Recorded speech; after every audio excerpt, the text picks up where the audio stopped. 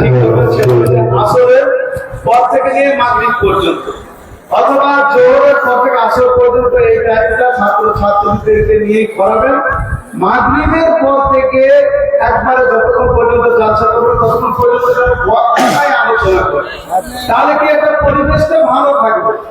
আর ওই মাগরিবের পরে একটা লোকজন আপনাদের এখানে সকাল খাবো বা একবারে মাগরিবের পরে সব খেয়ে শুয়ে পড়ে অনেকে, তো এই খেয়ে মানুষ চলে যাবে।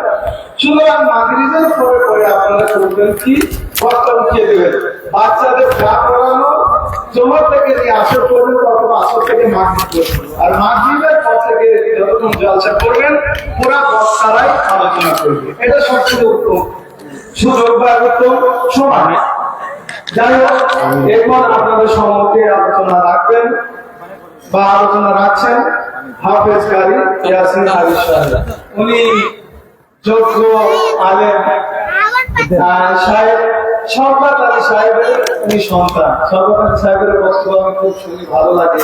ইয়াসিন ভাইয়ের বক্তব্যগুলো ভালো লাগে। আলহামদুলিল্লাহ, ইসলামের খিদমত করছে। আল্লাহ রাব্বুল আলামিনের কাছে দোয়া করবো বাপটাকে আরো হায়াতে তাইয়্যিবা দান করো, যাতে করে আরো ইসলামের খিদমত করতে পারে। আল্লাহ সেই তৌফিক তুমি আমাদের দান করো, আমিন। আসসালামু আলাইকুম।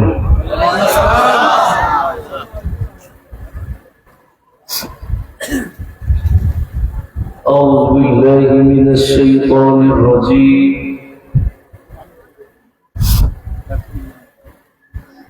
بسم الله الرحمن الرحيم.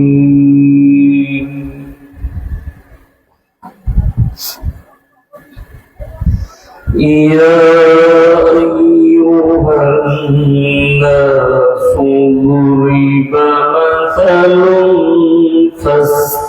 فاستمعوا له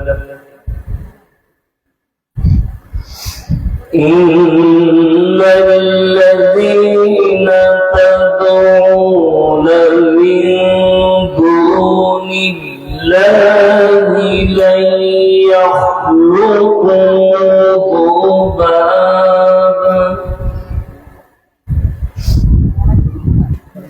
لن يخلقوا ذبابا ولا باجتمعوا له وإن يسلبهم الذباب شيئا لا يستنقذوه منه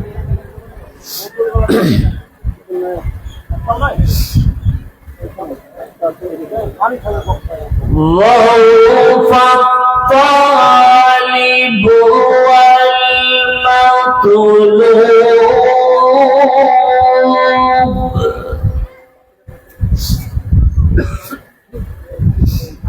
ما قدروا الله حق قدره ما قدروا الله حق قدره إن الله لقوي عزيز.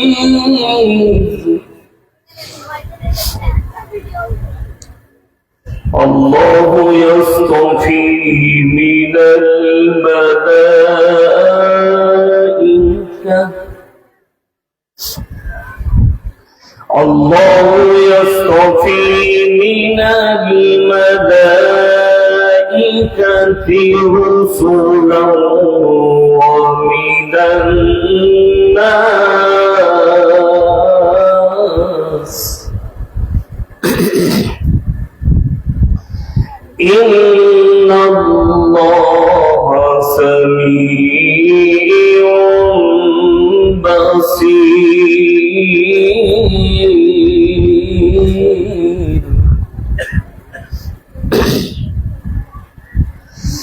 يعلم ما بين أيديهم أيديهم وما خلفهم وإلى الله ترجع الأمور.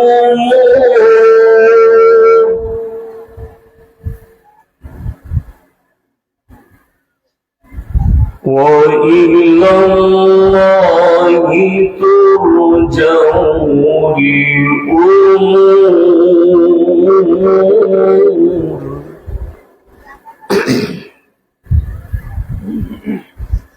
يا أيها الذين آمنوا اركعوا واسجدوا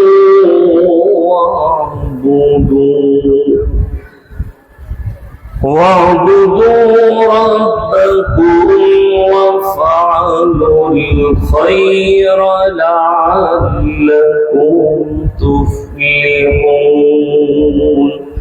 صدق الله العظيم. না এই তো পানি আছে ঠান্ডা নরমাল।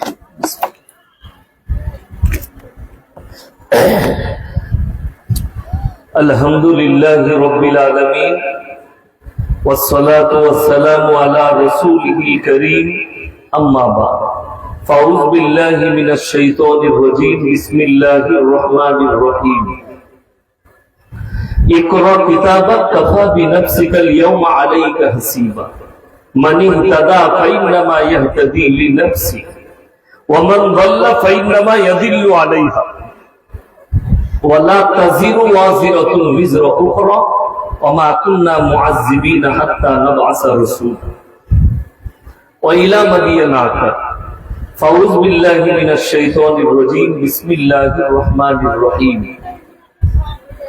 ألهاكم التكاثر حتى زرتم المقابر كلا سوف تعلمون ثم كلا سوف تعلمون كلا لو تعلمون علم اليقين لترون الجحيم ثم لترونها عين اليقين ثم لتسألن يومئذ عن النعيم إلى آخر الآية.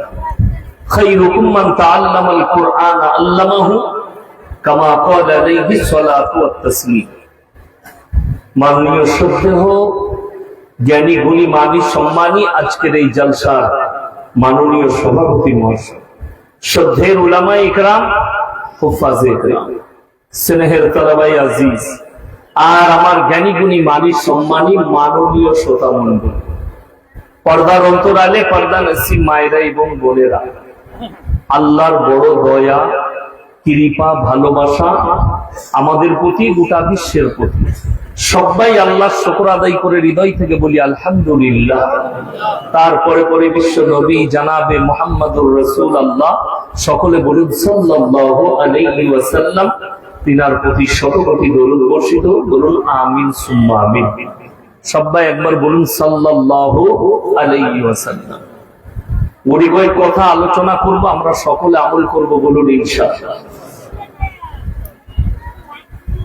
আমরা সকলে দাবি করেছি আমরা মুসলমান। পৃথিবীতে ইসলাম ছাড়া, মুসলিম ছাড়া যারা আছে তাদের কাছে একটা দিক আছে, কিন্তু মুসলমানের কাছে দুটো দিক আছে। আপনি যখনই বলবেন আমি নবী মুহাম্মদ সাল্লাল্লাহু আলাইহি ওয়াসাল্লামের উম্মত, আমি আল্লাহকে বিশ্বাস করি, আপনার কাছে দুটো দিক থাকবে, একটা হচ্ছে হারাম, একটা হচ্ছে হালাল, একটা হচ্ছে বৈধ, একটা হচ্ছে অবৈধ।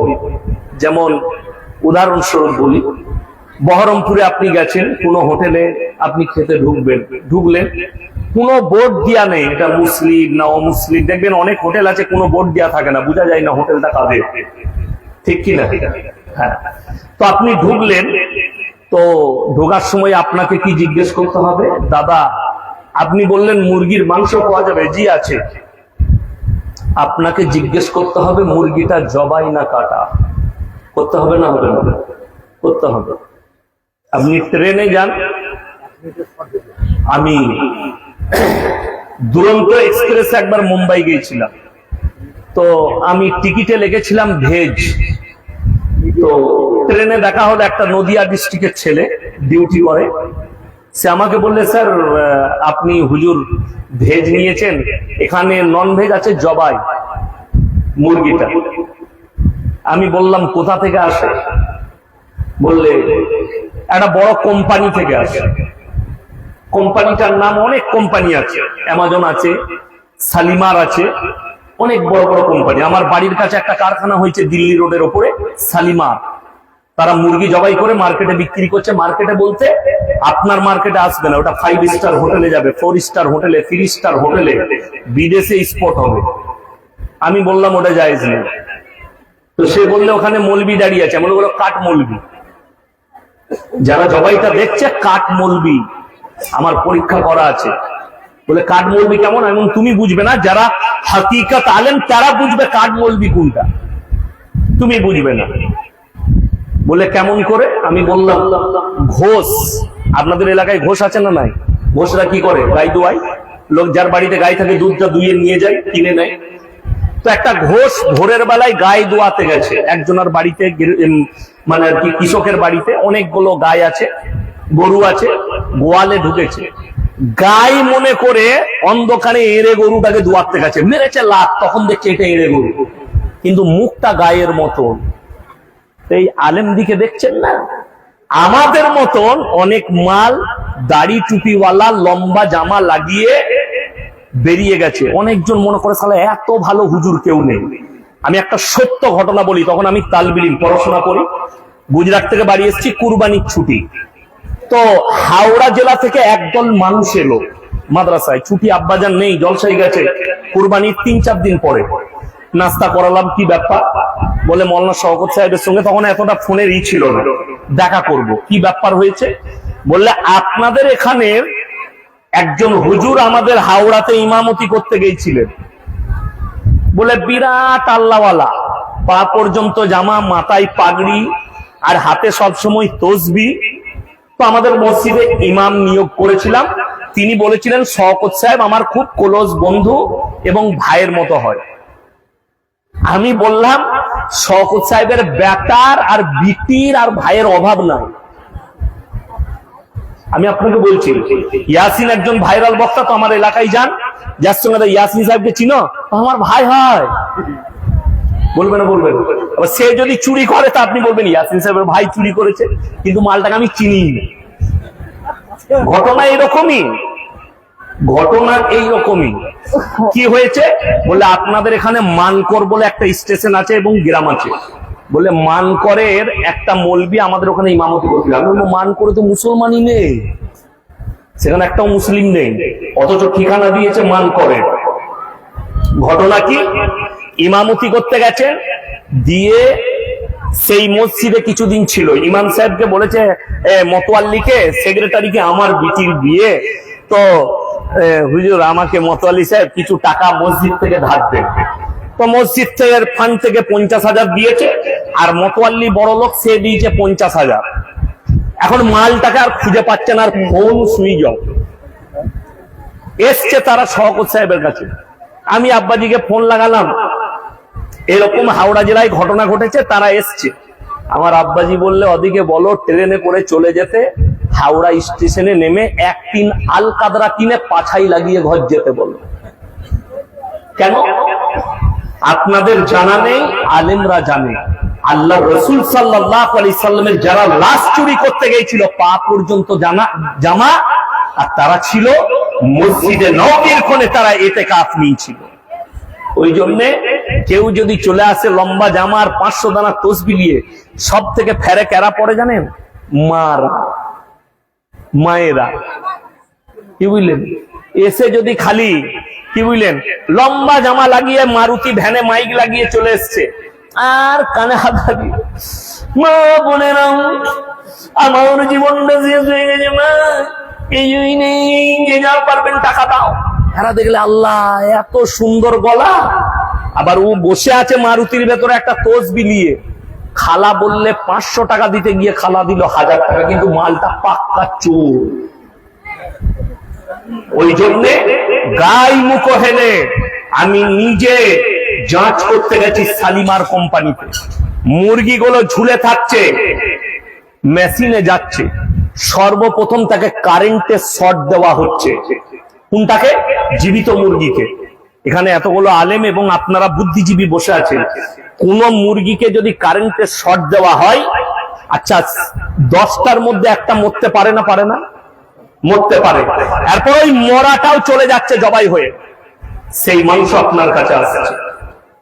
ওই জন্য ট্রেনেরটাও খাওয়া যাবে না, আপনার রুচি খাওয়া যাবে না। তারা হালাল বললি, তারা হালাল। কেএফসি যারা মুসলিম আছেন, যাদের একটু পয়সা হয়েছে, সৌদি থেকে টাকা করেছ কিংবা সৌদিতে থাকেন, সৌদিতে যদি কেএফসি কোম্পানি, এটা ইসরায়েলের একটা প্রোডাক্ট, ইসরায়েলের কোম্পানি, কেএফসির মুরগিগুলো সম্পূর্ণ হারাম। আমি বাতের ব্যাপার চ্যালেঞ্জ দিলাম, যদি কারোর কেএফসির কাউন্টার থাকে আমার নামে কেস করুন, ওতে আদালতে আমি প্রমাণ করে দিব যে ওই কেএফসির মুরগিগুলো হারাম, ওগুলো একটাও হালাল বৈধভাবে জবাই হয়ে যায় মুসলমানের ক্ষেত্রে। তার থেকে ভালো আপনি গোকর্ণ বাজারে গিয়ে যদি দেখেন কোন মুসলিম ছেলে মাথায় টুপি লাগিয়ে বিসমিল্লাহ আল্লাহু আকবার বলে জবাই করছে, তার মুরগিটা ঘরে নিয়ে এসে ভেজে খান, উত্তম। চলুন, এরপর আমি যেটা বলতে চাইছি যে আজকের যুগে মুসলমানদের জন্য দুটো জিনিস দাঁড়াবে, একটা হারাম একটা হালাল, কিন্তু একটা বেঈমান কাফেরের জন্য কোনো ব্যাপারই নেই। বেঈমান কাফেরের জন্য সে শুয়োর খেতে পারে, কুকুর খেতে পারে, বিড়াল খেতে পারে, সে মদ খেতে পারে, গাঁজা খেতে পারে, আফিং খেতে পারে, তার কোনো বৈধ অবৈধ নাই। আল্লাহর কসম, আপনি যদি বলেন আমি মুসলমান, আপনার জন্য দুটো পথ, একটা হারাম একটা হালাল। হারামটা ছাড়তে হবে, হালালটা ধরতে হবে। সবাই হারামটা ছেড়ে হালালটা ধরবো, বলুন ইনশাআল্লাহ। বর্তমানে ভারতবর্ষে 30 কোটি মুসলমান আছে। 10 কোটি মুসলমান আছে কিনা সন্দেহ আছে। এটা অনেক জুনার ব্রেনে আঘাত করবে, গায়ে লাগবে, কিন্তু আমি প্রমাণ দিয়ে যাব। এই থানাটা কোন থানা? কান্দি থানা। এই কান্দি থানায় এত দলিল দেবো, আপনাকে ঢেকে দেবো। কিছুটা গেলেই বহরমপুর উঠবেন, তাই তো? কিছুটা গেলে আমি সব জানি, মুখস্থ রাস্তা। তোমরা মুর্শিদাবাদের লোক হতে পারো, আমার যা মুখস্থ আছে রাস্তা, গোটা মুর্শিদাবাদের ম্যাপ বলে দেবো, কোন রাস্তায় জ্যাম হলে কোন রাস্তায় ঢুকে বেরোতে হবে, কোন দিকে গিয়ে কোন গ্রাম দিয়ে ঢুকে বেরুলে বেরিয়ে যাওয়া যাবে, আমি বলে দেবো, মুখস্থ বলে দেবো। আমি গাড়িতে ঘুমাই, চোখটা একটু খুললে আমি ড্রাইভারকে বলি সামনে দুটো হাম আসছে, গাড়িটা আসতে করো। এতটাই আল্লাহ মুখস্থ করিয়ে দিয়েছে রাস্তাগুলো। পশ্চিম বাংলার ম্যাপটা গোটা মুর্শিদাবাদের নয়, পশ্চিম বাংলার বড় বড় বক্তারা রাস্তা রাতের বেলায় হারালে আমাকে ফোন করে, ইয়াসিন ভাই এইখানে পৌঁছে গেছি, কোন দিকে যাব, শর্ট হবে কোন দিকে, বেরোবো কোন দিকে, আমাকে ফোন করে, আমি আপনাদেরকে বলে যাই। এই বহরমপুরে মুর্শিদাবাদে প্রমাণ দেবো যে মুসলমান 10 কোটি মুসলমান ভারতে কেন মুসলমান নেই, বেঈমান হয়ে গেছে, ইমান হারা হয়ে গেছে।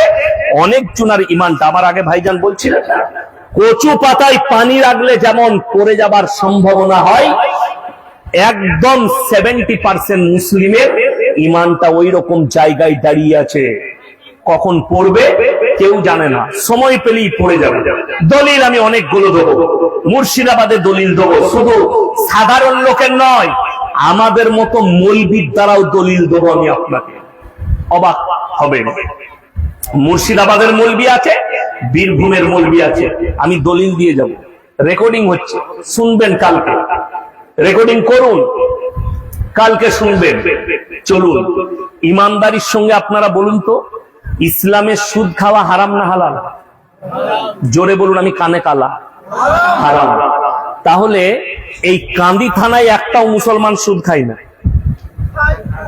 কথা বলে না? খায়। তাহলে ভেবে দেখুন, এখানে আলেমরা বসে আছে, সভাপতি সাহেব যোগ্য মানুষ, ইমানদারির সঙ্গে বলুন তো, কোরআনে আছে ওয়াহাল্লাল্লাহুল বাইয়া ওয়াহাল্লামার রিবা, সুদকে হারাম করেছি, ব্যবসাকে হালাল করেছি। 1 টাকা যদি রাসূল বললেন, কেউ যদি 1 টাকা সুদ খায়, নিজের মায়ের সঙ্গে 36 বার জিনা করার সমান পাপ হবে। নাউজুবিল্লাহ বলেন। কেউ যদি জেনে শুনে সুদ খায়, সে আল্লাহর সঙ্গে যেন যুদ্ধ ঘোষণা করল। যে লোক আল্লাহর সঙ্গে যুদ্ধ ঘোষণা করছে, এই লোক মুমিন হতে পারে? কথা বলে না? এই লোক মুমিন? মুমিন নয়। এরপর বলুন, সারা জিন্দগি সুদ খাচ্ছে, হারাম জেনে সুদ খাচ্ছে, হালাল মনে করে নেই, জানে হারাম, সুদ খাচ্ছে। মদ ইসলামে হারাম না হালাল? হারাম। মুসলমান আমি দেখিয়ে দেবো এই কাঁদি থানায় বহরমপুরে মুসলমান মদ খাচ্ছে, মদ বিক্রিও করছে। ঠিক বললাম না ভুল বললাম? যদি প্রমাণ নেন প্রমাণ করব। অথচ আপনাদের এই মুর্শিদাবাদ জেলায় আপনার থেকে, একটা মুসলিমের থেকে একটা হিন্দু ভাই বেশি আপনার ধর্মকে রেসপেক্ট করে।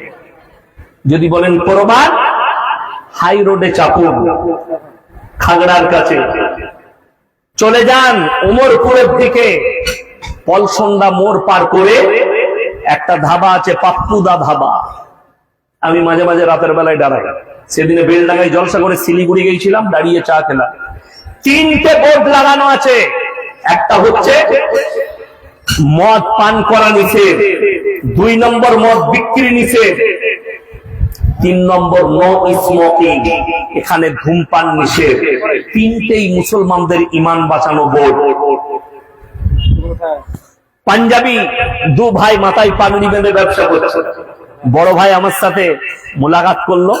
আমি বললাম, স্যার আপনার হোটেলে এই 3টে বোর্ড দেখে আমার খুব ভালো লেগেছে। কি উত্তর দিল জানেন? স্যার আমি যেখানটাই ব্যবসা করছি এখানে 85% মুসলিম, আর আমার 80% কাস্টমার মুসলিম। আর আমি জানি আপনাদের মধ্যে বিড়ি সিগারেট খাওয়া অবৈধ, আপনাদের মধ্যে মদ পান করা অবৈধ, মদ বিক্রি করা অবৈধ, আপনাদের শরীয়তে জায়েজ নেই। একটা বেধর্মী বুঝে গেল মুসলমানদের ধর্মে মদ জায়েজ নেই, বিড়ি সিগারেট জায়েজ নেই। যার কারণে সে তার ব্যবসায়ী রাখলো না, যেহেতু 80% মুসলিম আমার কাছে কাস্টমার আসছে। অথচ আমি, আপনি বেলডাঙ্গার দিকে চলুন, পলাশির দিকে কিংবা উমরপুরের দিকে চলুন, আমি দেখিয়ে দেবো অনেক মুসলিম লোক হোটেল করেছে, হারাম করে লাইসেন্স বার করে মদ বিক্রিও করছে, আর রাতের বেলায় বসে নিজে হোটেলে মদ খাচ্ছে। ঠিক বললাম না ভুল বললাম? তাহলে ভেবে দেখুন আপনি কেমন মুসলমান। নাম্বার 3, লটারির টিকিট হারাম না হালাল? হারাম। আপনি চলুন কুলি বাজারে, কান্দিতে, গোকর্ণয়, আপনার বহরমপুরে, বেলডাঙ্গায়, পলাশিতে, রেজিনগরে, সারগাছিতে, যে মোটটাই যাবেন আমার সঙ্গে আমি দেখিয়ে দেবো মুসলমান ছেলে কাউন্টার লাগিয়ে লটারির টিকিট বিক্রি করছে, আর কাঁদছেও মুসলমান লাইন দিয়ে। কত দুঃখ লাগে। আরে অনেকজন গালি দেয়, আমি তো এমনি গাল খাওয়া বক্তা, যত পারবি গাল দে। আমার জানেন ছোটখাটো যে গুনাহগুলো হয় আল্লাহর কৃপায় রোজ মাফ হয়ে যায়। কেন? হাদিসে আছে কেউ কি যদি গালি দাও কারোর মা বাপ তুলে, আল্লাহ তার গুনাহগুলো মাফ করে দেয়, ছোটখাটো গুনাহগুলো। তো আমাকে রোজ কারা সিন্নিখোররা 100 জন ফোন করে আমাকে ফোনেতে গাল দেয়। আমি রাস্তায় খালি গাল শুনতে শুনতে আসি, গাল শুনতে শুনতে যাই, আর আমি তাদেরকে বলি এটা আমার জন্য দোয়া, যত পারবে গাল দাও। ইমানদারির সঙ্গে বলুন তো, এখন আমি সুদ হারাম বললাম, কেউ যদি আমাকে মা বোন তুলে গালি দেয়, সুদটা হালাল হবে? কথা বলেন। কেউ যদি আমাকে চর মারে, সুদ হালাল হবে? হবে না, তুমি করতে পারবে না। দুঃখটা এক জায়গায়, আমাদের দেশে সুদ খা, লটারি বিক্রি কর, মদ খা, জিনা কর, যত পাপ করবি কর, কিন্তু হুজুররা আছে, মৌলবীরা আছে, এরাই আমাদেরকে জান্নাতে দিবে, এই আশা করে বসে আছে। আশাটা কোথায় পূর্ণ হয়? 2টো জায়গায়। আমাদের দেশে, আমি জানি না আপনাদের এলাকায় কি আছে, আমি আমার বর্ধমানের কথা বলি, এখনই আপনাদের এলাকার বললে বলবে আমাদিকে বলছি। আমার বর্তমানের এলাকার কথা বলছি, বর্ধমানে, বীরভূমে, বাঁকুড়ায়, পুরুলিয়ায়, মুর্শিদাবাদে, অনেক জায়গায়। আপনাদের এইখানটা খালি ভালো, ভালো বলায় ভালো, রাস্তায় আটকারা বা ঝামেলা, আবার সভাপতিকে ছুটতে হবে ইয়াসিন ভাইকে বাঁচাতে, আবার সেই মুমতাজুলের গাড়িতে বোম মেরে দিল, আমার ভয় লাগছে, আমার গাড়িতে কবে দিবে কেউ নেই। ওকে কোথায় কালিয়াচকে আটকাইছে, ঝামেলা মিটে যাওয়ার পরে বলেছে তোর সঙ্গে হলো, এরপর তার পেন্ডে পড়বো, তাকে একবার দেখবো, আমার লেগে বলেছে। বুঝলে, আমি বললাম কত দেখলে? কি বুঝলে, আমার আব্বাজি 50 বছর তোমাদের বিরুদ্ধে যুদ্ধ করে গেছে, এখনো বেঁচে আছে, 80 বছর বয়স হয়ে গেল, সে মালকে তোমরা এখনো আমার আব্বার কবার জানাজা হয়েছে জানেন? গুনতি নাই, কিন্তু মালটা এখনো বেঁচে আছে। এইটাই অবাক। আমি হাওড়ায় জলসা করে বাড়ি ফিরছি, আমার আব্বাজি মুর্শিদাবাদে, আমাকে ফোন করে রাত 12টার পরে বলছে শওকত সাহেব অ্যাক্সিডেন্ট করে স্পট ডেথ হয়েছে। আমি বলি, তুই এখানে থাক, দেখ পকেটে টাকা পয়সা আছে নাকি বার করে দে, তুই ঘর চল যা। আর আমার আব্বাজিকে ফোন করে বলেছে আপনার ছেলে ডানকুনির কাছে অ্যাক্সিডেন্ট হয়ে স্পট ডেথ হয়েছে। আমি আমার মেজ ভাই আব্বার গাড়ি চালায়, তাকে ফোন লাগালাম, কোথায়? বলে কুলি পার করছি। তো কোথায়? আমি বললাম আমি পালসিট পার করে শক্তিগড়ে চা খাচ্ছি। বলে ফোন এসছিল? আমরা তোমাদের কাছে? বলে আমাদের কাছেও এসছিল। সকালবেলায় থানার বড়বাবু আমার বন্ধু মানুষ, গিয়ে দেখলাম নম্বরটা দেখুন তো কার, খুঁজে দেখছি এক জিলাপি হুজুরের নম্বর। বাস্তব বলছি, আল্লাহ সাক্ষী আছে। আমি বললাম স্যার ছেড়ে দেন, ঠোঁটটা আমাদের গায়ে পড়বে, যেহেতু মুসলিম। তারা বুঝে না কোন মালটা কোন দলের, যেহেতু বদনাম করবে মুসলমানে, ছেড়ে দেন। আমি বললাম ছেড়ে দেন, ক্ষমা করে দেন, আল্লাহ বিচার করবে। কেন? আপনাকে বলে, আমাদের দেশে মিলাদ হয়, মানুষ মরে গেলে, হয় না? হয় না? হ্যাঁ, হুজুরকে ডেকে 40 দিনে মিলা, আর হুজুরের দোয়াতেই তো জান্নাত রেডি। কথা বুঝতে পারেন? খানা করে আর হুজুরকে দাওয়াত দিয়ে, হুজুর এখন জানে না, ধরলেন আমি হুজুর, আমাকে দাওয়াত দিয়েছে, আমি লোকের কথা বলবো না, আমাকে দাওয়াত দিয়েছে, দিয়ে বললে হুজুর দোয়া করে দেন। আমাকে এখন কে লাইট মারছে? ওটা চোখে লেজার লাইট মারো না, চোখে লাগছে। বাচ্চা ছেলে, ছেড়ে দেন, বাচ্চা ছেলে। আমার ভাই বড় কষ্ট লাগে। ইয়াসিনকে দাও দিয়েছেন, আমি জানি না, আমাকে দেশি মুরগি দিয়ে ভাত আর পরোটা কিমা আমি ঝেড়ে খেয়ে নিলাম। এরপরে দোয়া, রব্বানা আতিনা ফিদ দুনিয়া হাসানা, আল্লাহ তুমি জান্নাতুল ফিরদাউস দান করো, আল্লাহ জান্নাতের আলা মাকাম দান করো। দিয়ে দোয়া করে আমি যখন গাড়িতে চাপছি, গ্রামের একজন চাচা 5 ওয়াক্তের নামাজি বলে হুজুর একটু কানে কানে কথা ছিল। আমি এসো। সে গাড়ির কাছে এসে কানে কানে বলছে হুজুর যাকে জান্নাতে বললেন মালটা সুদ করছিল। আমি তোবা তোবা তোবা, তাকে দিলাম আমি জান্নাতে। বড় কষ্ট, দুঃখ। শুধু এই মিলাদ জান্নাতে যাওয়ার রাস্তা নয়। দেখবেন মাদ্রাসার মসজিদের জলসা হয়, আদায় হয়, হয় না? হয় না? সেই আদায়ে কি হয়? আমি তো এখানে, আপনারা সবাই আমার মুমিন ভাই, মুসলমান ভাই, ঠিক কিনা? আমি কিন্তু কেউ কি চিনি না, আমাকে সবাই চিনেন, ঠিক বলেছি? এখন একজন এসে সে সুদ খায় কিংবা লটারির টিকিট বিক্রি করে, সে আমাকে এসে 2000 টাকা দিলে বক্তাকে, আর আমাদের দেশে বক্তাদের হাতে টাকা দিলে আমরা 1 মিনিট আর দেরি করি না তাকে জান্নাতে ভরতে। আহারে বান্দারে কোদাই মাসে ছিল আর ছিল কিনা ছিল, 2000 দিল, দিয়ে জান্নাতে ভরে দিল।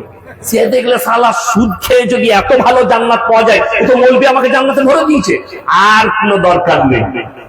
বাস, সে আর সুদ ছাড়বে? জীবনে ছাড়বে না। আমি আজকে এই চর্চায় পড়ে যাচ্ছি, আমি স্টেজে আছি, আমাকে যদি মাদ্রাসাওয়ালারা বলে 10 টাকা চাইবেন, যদি কেউ সুদখোর থাকেন আপনার টাকা আমার হাতে দিবেন না। আপনি কেউ যদি লটারিওয়ালা থাকেন, কেন? এই দিন চালাচ্ছে আল্লাহর দয়ায়, আল্লাহর মেহেরবানিতে দিন চলছে। একটা লোক হালাল খায়, সে যদি 10 টাকা দেয়, তোমার 10,000-এর থেকে বেশি বরকত আছে। তোমার টাকা দেবার দরকার নাই আমার হাতে, তুমি অন্য কোথাও খরচ করো হারাম টাকা। আজ মুসলমান এই কারণে ছাড়ে না হারাম গুলো। আমি জান্নাতে চলে যাব, আমার মিলাদ হবে, আমার খানা হবে, আমার সবকিছু হবে। ভেবে দেখুন, আমি দলিল আমার বাপ দাদুর দেবো না, কোন পীরের দলিল দেবো না, পীরের গল্প বলবো না। আপনাকে যার দলিল দেব তিনি হচ্ছেন পৃথিবীর শ্রেষ্ঠ ব্যক্তি হযরত মুহাম্মদ মুস্তাফা সাল্লাল্লাহু আলাইহি ওয়াসাল্লাম। আচ্ছা, নবীজির থেকে দামি লোক পৃথিবীতে কেউ এসেছে? কিয়ামত পর্যন্ত আসবে? আসে না। যাদের মনে হচ্ছে আমার ছেলে সুদের উপরে জীবন কাটিয়ে মারা গেছে, আমার বাপ হারাম জেনে সুদের উপরে জীবন কাটিয়ে মারা গেছে, আমার বাপ মৃত্যুকাল পর্যন্ত লটারি টিকিট বেচে জীবন কাটিয়ে মারা গেছে। আমার ছেলে মদের ভাটিতে জীবন কাটিয়ে মারা যায়। আমার দুঃখ লাগে কোথায় জানেন? আমার এলাকার ছেলে লরি চালায়, বালির লরি, পাথরের লরি। রাতের বেলায় খবর পেলাম ডানকুনির কাছে অ্যাক্সিডেন্ট হয়ে অমুকের ছেলে ট্রাক নিয়ে যাচ্ছিল, লরি নিয়ে মারা গেছে। সকালবেলায় ফজর পরে তার বাড়িতে গেলাম, আত্মীয় স্বজনরা সব বসে আছে, চেয়ার নিয়ে বসলাম। আহা, মারা গেছে, আল্লাহ তার মঙ্গল করুক, তার বাপকে সবারে জমিন দান করুক। বসে বলছি, পাশে যে আছে তাকে জিজ্ঞেস করলাম, ভাই গাড়ি চালাতে চালাতে ঘুমিয়ে গিয়েছিল? বলে না হুজুর, 3 বোতল মদ খেয়ে ফেলেছিল, আর সামালতে পারেনি, অ্যাক্সিডেন্ট হয়ে মারা গেছে। এটা হাসির কথা নয়, মারাত্মক ডেঞ্জার কথা। অথচ জানাজার নামাজে তার জন্য দোয়া হচ্ছে, তার মাগফিরাতে হচ্ছে না, হয়নি? দোয়া হচ্ছে, মাইয়াতের মাগফিরাতের দোয়া করা হয়। আপনি মাটি দিচ্ছেন, দোয়া করে যেন তার কাছে কিছু নেকি পৌঁছায়। আপনি ইমানদারির সঙ্গে বলুন তো, যে ছেলেটা জীবনে মসজিদে পা রাখেনি, আল্লাহর নাম নেয়নি, জীবনটা কেটেছে মদের উপরে, মদের ফাটির উপরে জীবন কেটে গেছে, সারা জিন্দগি মদ খেয়ে মারা গেল। আপনি বলছেন মিলাদ পড়িয়ে, হুজুরকে দাওয়াত দিয়ে, দান খয়রাত করে, কবর জিয়ারত করে তাকে জান্নাতে দেবো। তাহলে শুনে নাও, আল্লাহ নবী জনাবে মুহাম্মদুর রাসূলুল্লাহ, সকলে বলুন সাল্লাল্লাহু আলাইহি ওয়াসাল্লাম, খুব ভালো করে শুনবেন। নবীজির কাছে খবর এলো, ইয়া রাসূলুল্লাহ, আপনার চাচা যান অসুস্থ অবস্থায় আছেন, মারা যাবেন। কোন চাচা? হিতাকাঙ্ক্ষী চাচা, যে চাচা বলেছিল আমি বেঁচে থাকতে তুমি ইসলামের প্রচার করো, তোমার শরীরে কেউ হাত লাগাতে পারবে না। কিন্তু চাচা কালমা পড়েনি। সেই চাচা মৃত্যুর শয্যায়। নবীজি ছুটলেন, হাতটা টিপে ধরলেন, চাচা গো, আমি মুহাম্মদ, তোমার ভাইপো। আল্লাহ নবী, তুমি একবার খালি কলমাটা পড়ে নাও, আমি আল্লাহর কাছে তোমার জন্য কেঁদে কেঁদে ক্ষমা চাই। আল্লাহ নবীর চাচার উত্তর এলো, আমি যদি বার্ধক্যে কলমা পড়ি, লোকে বলবে মৃত্যু ভয়ে কলমা পড়েছে, অর্থাৎ কলমা পড়তে পারবো না। এখানে একটা কথা মাথায় রাখবেন, হিদায়েতের মালিক সকলে বলুন কে? একমাত্র আল্লাহ। আল্লাহ তাআলা কোরআনের আয়াত পাঠিয়েছেন নবীজির কাছে, কি বলে? ইন্নাকা লা তাহদি মান আহবাবতা ওয়ালাকিন্নাল্লাহা ইয়াহদি মান ইয়াশা। হে আমার নবী, পৃথিবীর মানুষকে বলো, হিদায়েতের দপ্তর আমার আল্লাহর হাতে।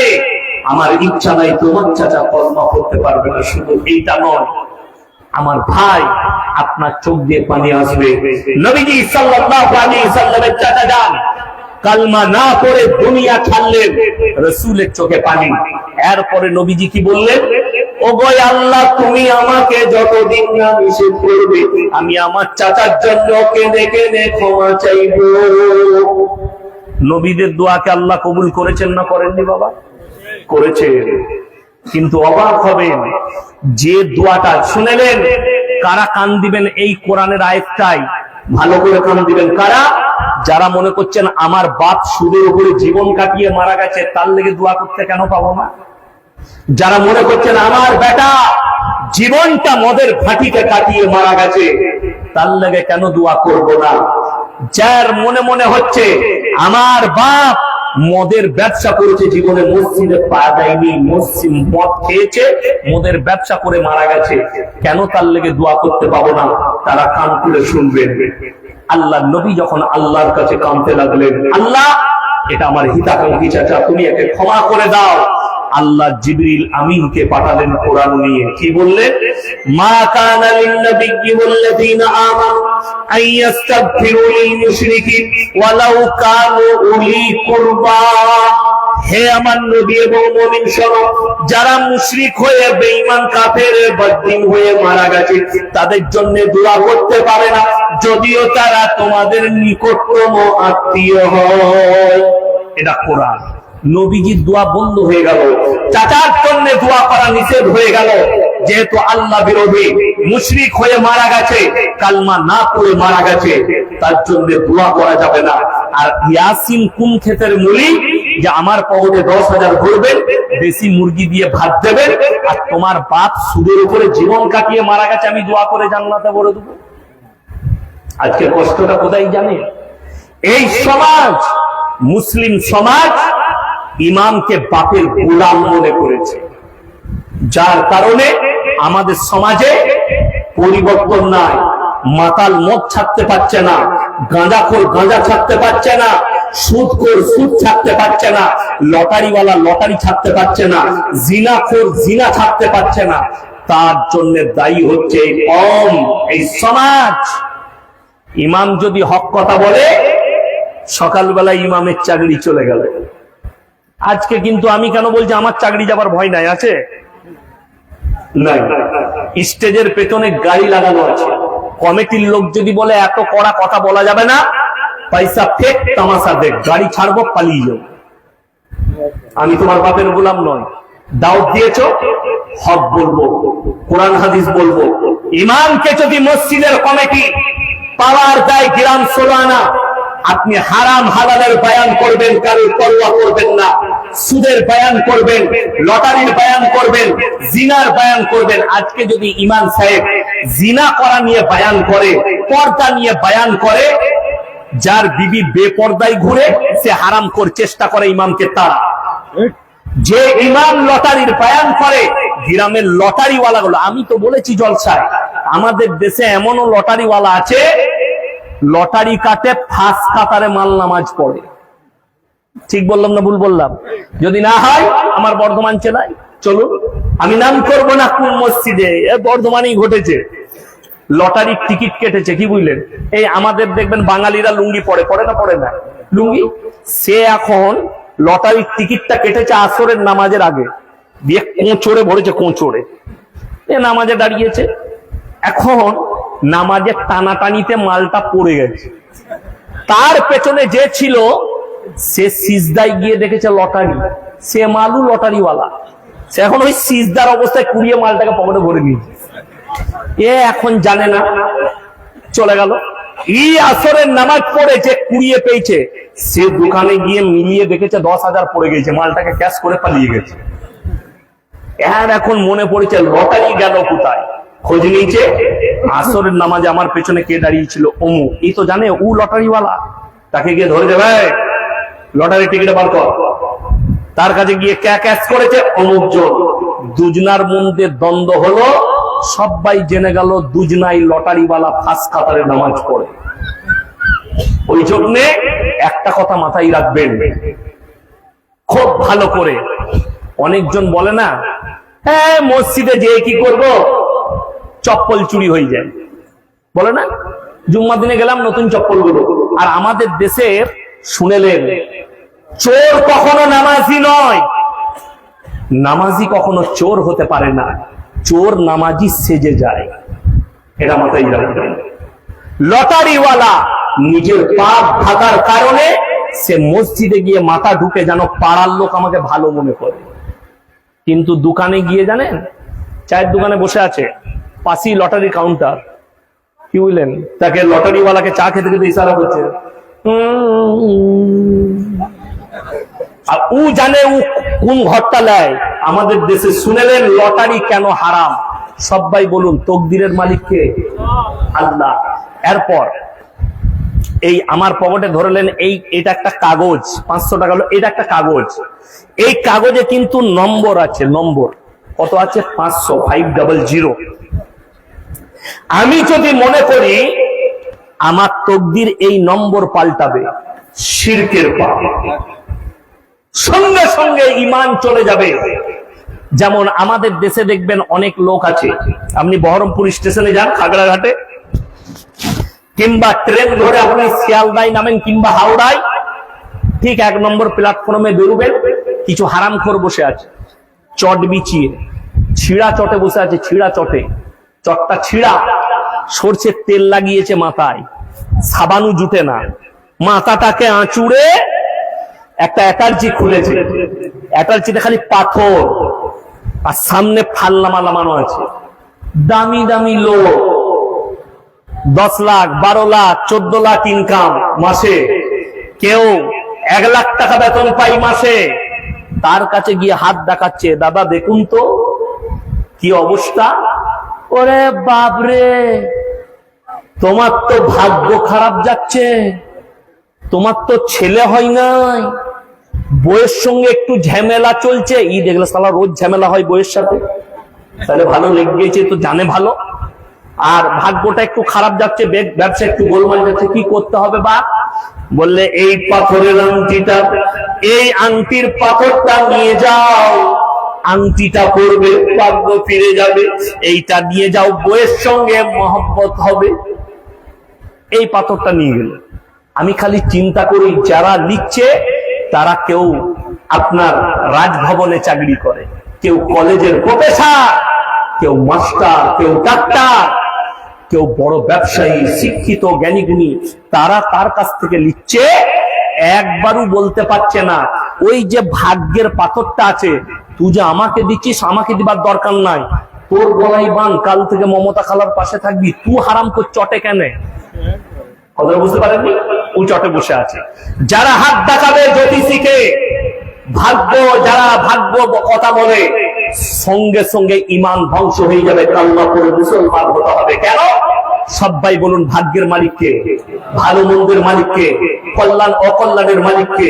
একমাত্র আল্লাহ। অবাক লাগে কি জানেন, আমি ইয়াসিন বর্ধমান থেকে এসেছি, আপনার মনে হলো ইয়াসিন ভাই মোবাইলেই দেখি আজকে দেখা হয়েছে, তাহলে এই সভাপতি সাহেব এত নাম করলে যখন মালটার কাছে কিছু আছে।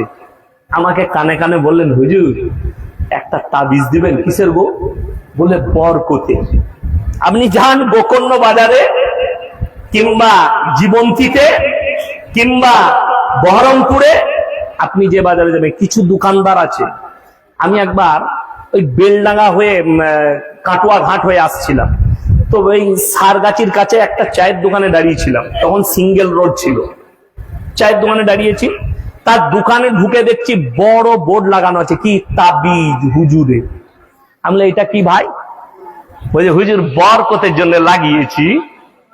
আমি বললাম, তুমি ক কাপ চা বিক্রি করো? বলছে প্রত্যেক দিন ধরে নেন আমার মোটামুটি 1,500 থেকে 2,000 টাকা ইনকাম। তাহলে যে লোকটা 2,000 ইনকাম করছে মাসে, তার কত? কথা বলে না? 30 দুগুণে 60,000। 60,000 টাকা থেকে আপনি 20,000 টাকা দুধ আর চিনি আর চা পাতি বাদ দিয়ে দেন, খরচা রইল কত? 40,000। তাকে জিজ্ঞেস করলাম, তোমার ইমামের বেতন কত?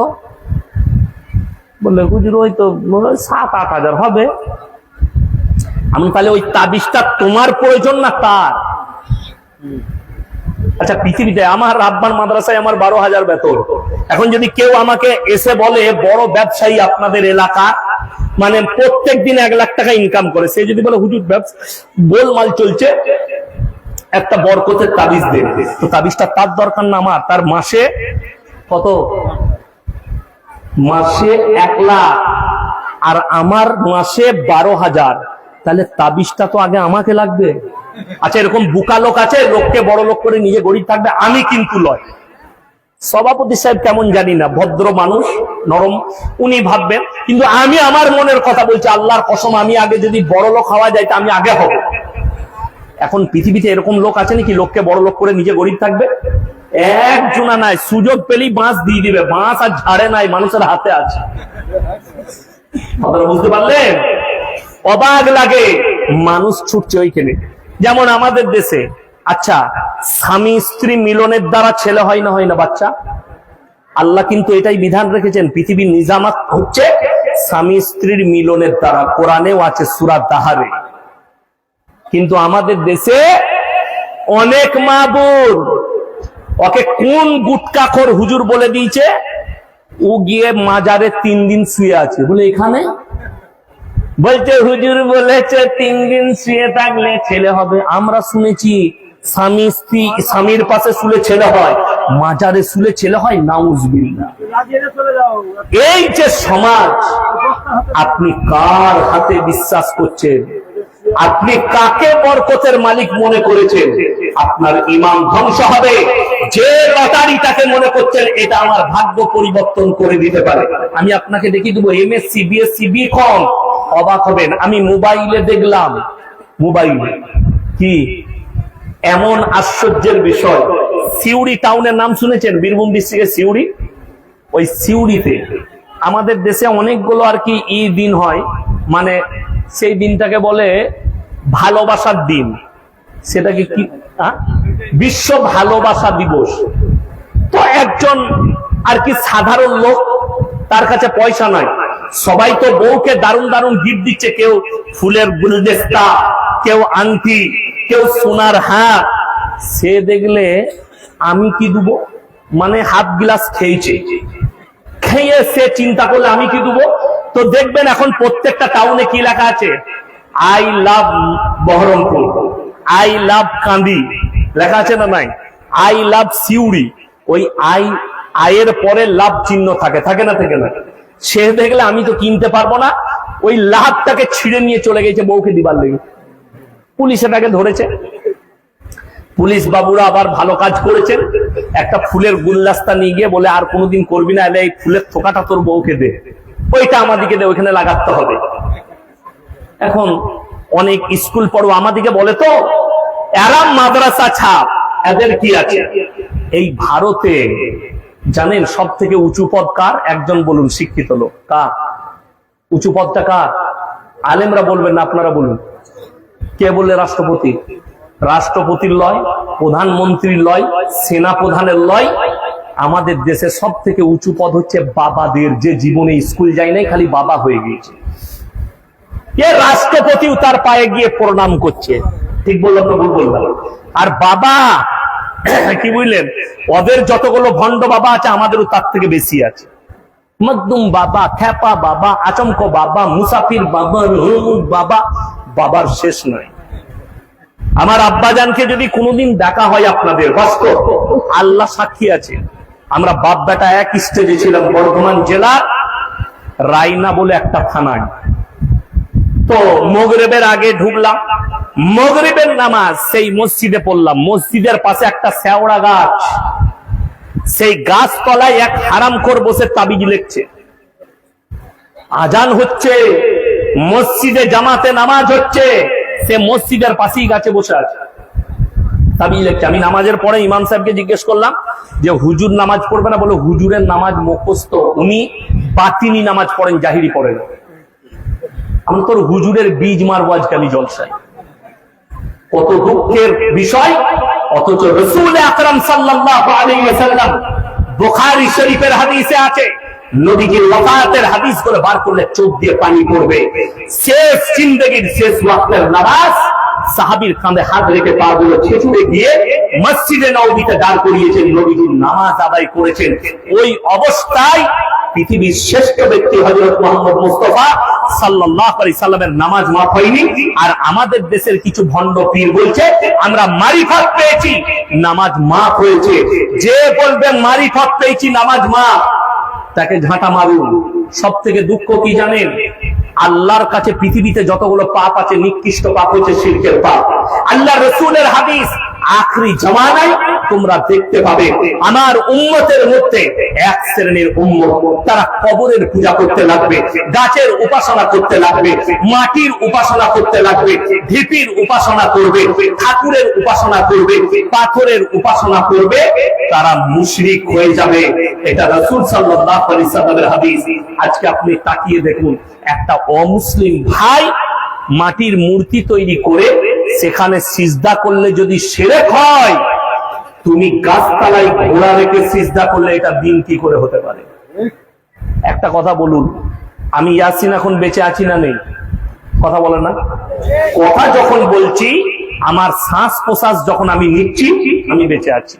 এখন যদি সভাপতি সাহেব শেখ যদি বলেন আমাকে ইয়াসিন ভাই 100 টাকা দেন, পকেট থেকে বার করে দিতে পারবো না? পারবো না? পারবো। আমি যদি এখন মারা যাই, কি করে দেবো? দিতে পারবো?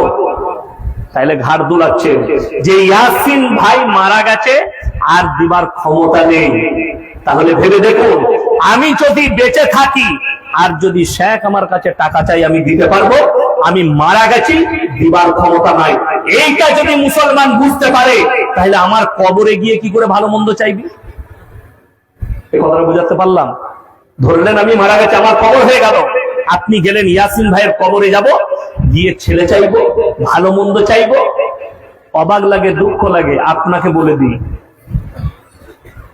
একটাও পীরের মুরিদকে দেখেছেন কোটিপতি হয়ে গেছে মাজারে যাওয়ার কারণে?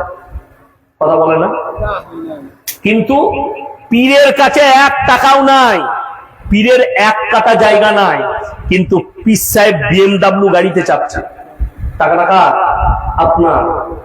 আচ্ছা, আপনার এলাকায় যতগুলো মৌলবি আছে, যে কোনো হুজুরকে জিজ্ঞেস করবেন, হুজুর আপনার বাড়িতে কোনোদিন মিলাদ হয়েছে? জীবনে মিলাদ হবে। শুনেছেন? শুনেছেন? আমিও বাড়ি করেছি, আমার দাদাজি ইন্তেকাল করেছে, মিলাদ কি জানি না, মিলাদ কি জানি না। আর আমাদের দেশে সব থেকে দুঃখ কি জানেন? আমি এই গোটা মুর্শিদাবাদ ডিস্ট্রিক্টে চ্যালেঞ্জ ছুড়ে গেলাম, যতগুলো বাপের বেটা মৌলবি যাদের কানে আওয়াজ পৌঁছাচ্ছে, আপনি স্টেজে আসুন, আপনাকে এনারা কেউ বাধা দিবে না, কোন সমাজের লোক কথা বলবে না। আপনি খালি এসে মাইক চালিয়ে দলিল দিবেন। মানুষ মরে যাওয়ার পরে 3 দিনে পালন করা, 4 দিনে পালন করা, সাতার ফায়দা পালন করা, ঘাটে উঠা পালন করা, 40 দিনে মিলাদ করা, 40 দিনে খানা করা, কোন বাপের বেটা মৌলবি কোরআন আর হাদিস থেকে যদি দলিল দেয়, কোন গুটকা খোরের লেখা বই চলবে না, কোন গাঁজাখড়ি বই চলবে না। অমুক হজরত লেগেছে, তোর হজরতের বীজ মারি, কোরআন আর হাদিস নিয়ে আয়। আল্লাহ নবী সাহাবীরা ইন্তেকাল করেছেন, তার মিলাদ হয়েছে, দেখাও। শুধু ওইটা নয়, আমি চ্যালেঞ্জ দিলাম, ইমাম আবু হানিফা রাহিমাহুল্লাহ, ইমাম শাফি, ইমাম মালিক, ইমাম হাম্বল, এই 4 জন ইমাম দুনিয়া ছেড়েছেন না বেঁচে আছেন? ছেড়ে চলে গেছে। এই 4টা ইমামের দুনিয়া ছাড়ার পরে জীবনে তার পরিবার কিংবা তার মুরিদরা, তাকে মান্যওয়ালারা মিলাদ করেছে। যদি কোনো বাপের বেটা কেউ দেখাতে পারে, আমি আর সমাজের বুকে জীবনে কথা রাখবো।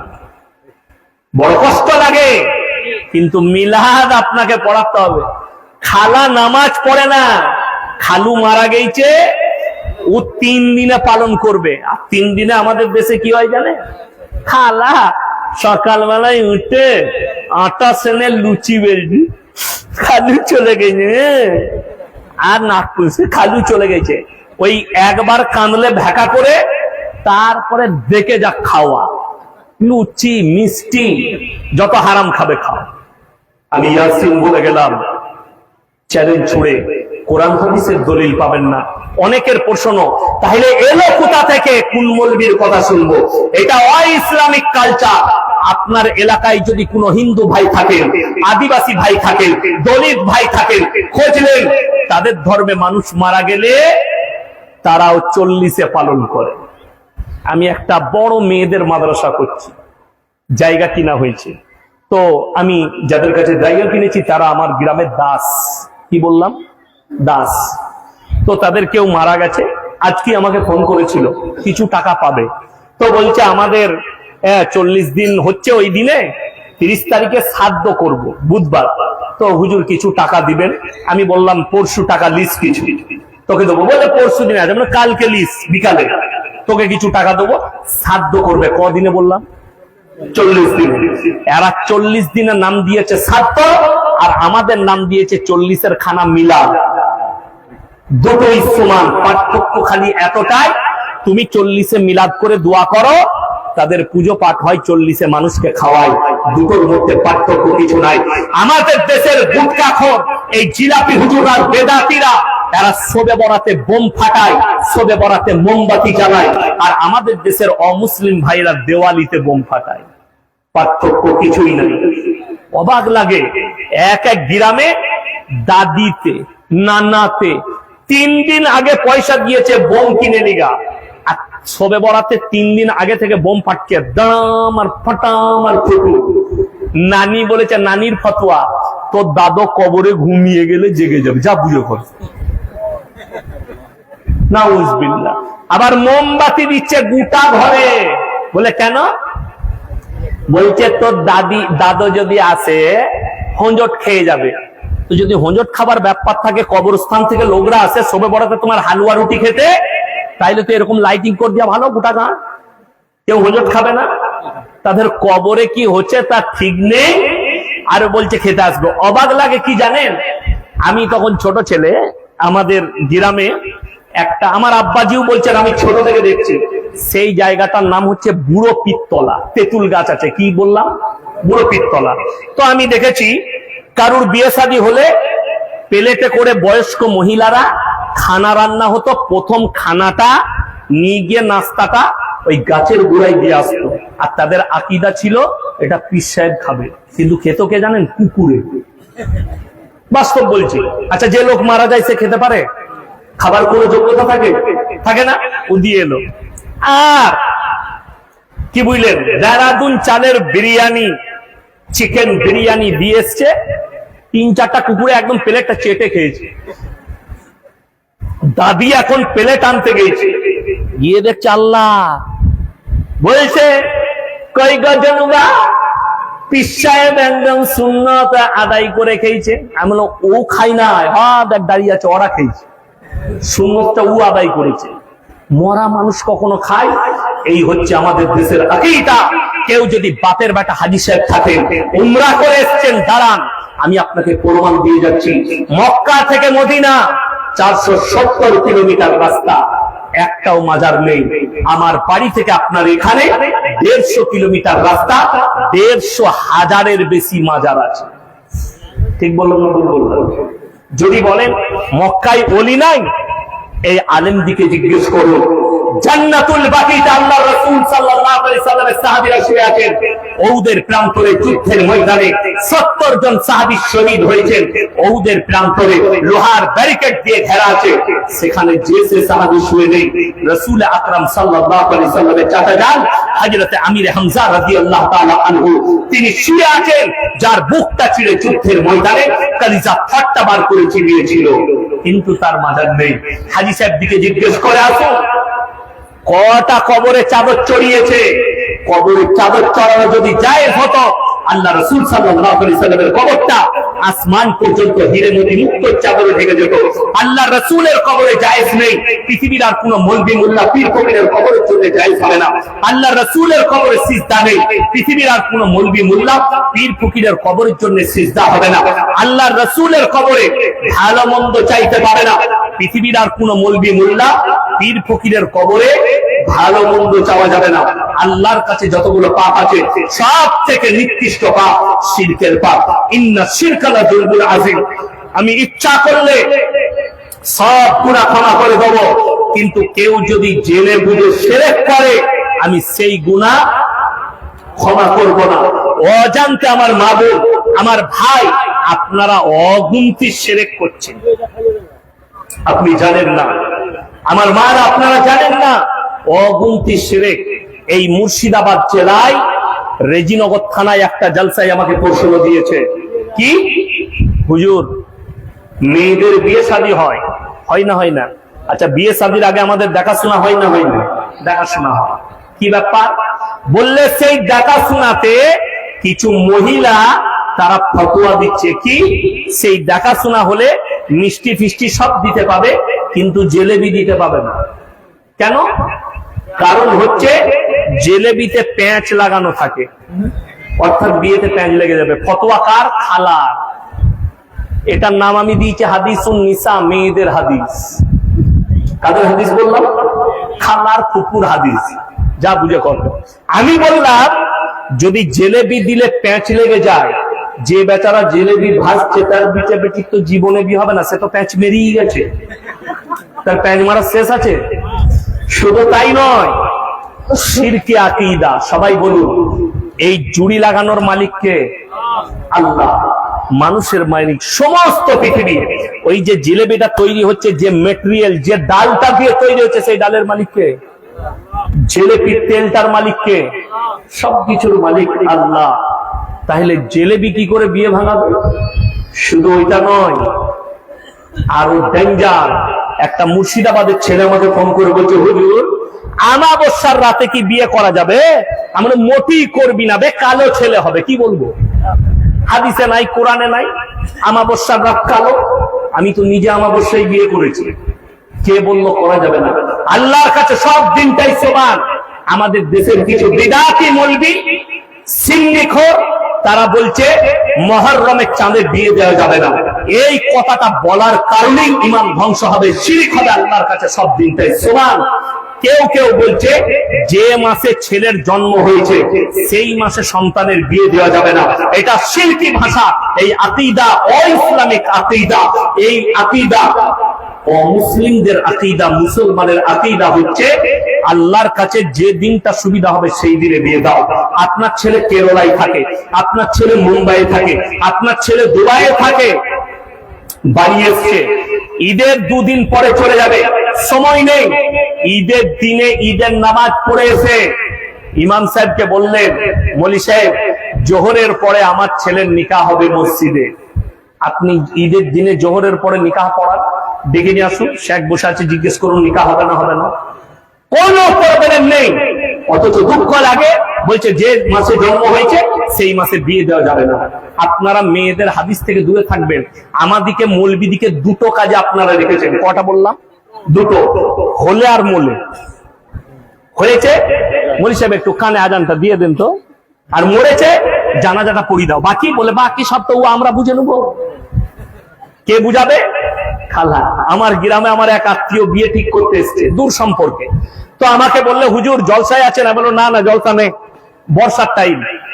বললে একটু আসবেন, আমার ছেলের দিন ঠিক করতে এসছি, এখানে বিয়ে লাগিয়েছি। আমি যাবো, আসরের পরে যাবো, গিয়ে চা খাবো, দিন ঠিক করবো। আমি ডায়েরি নিয়ে গেলাম আসরের পরে।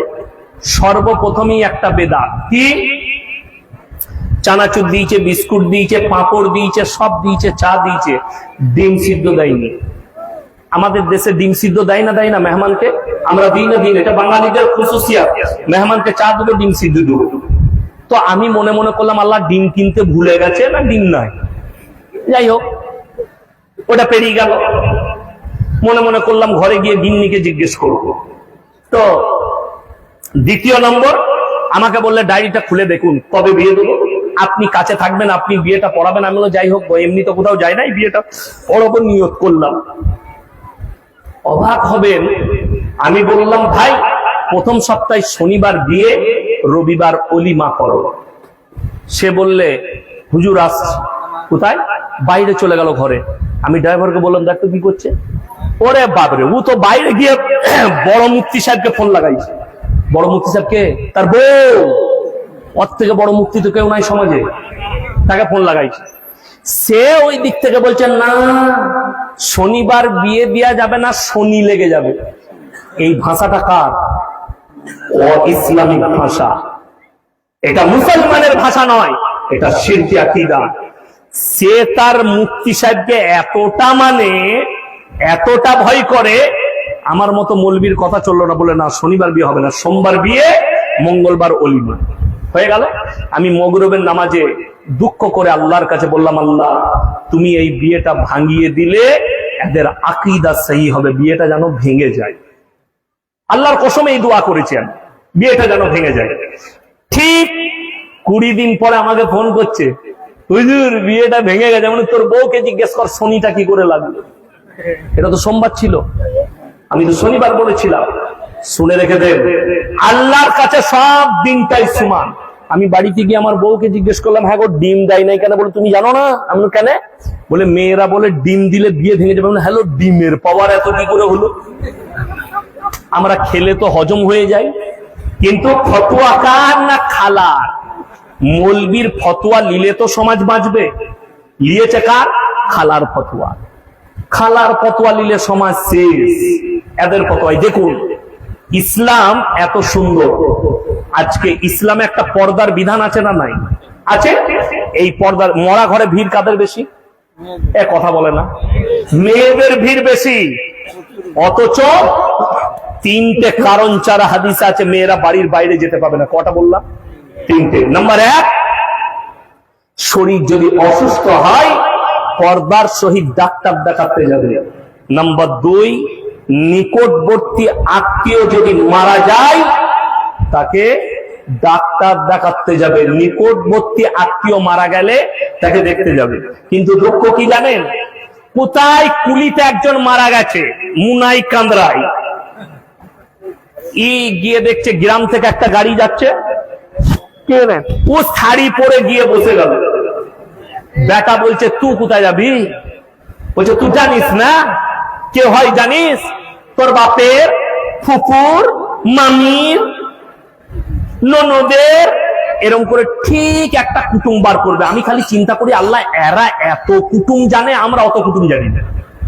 পুরুষরা আমরা কুটুম জানি না।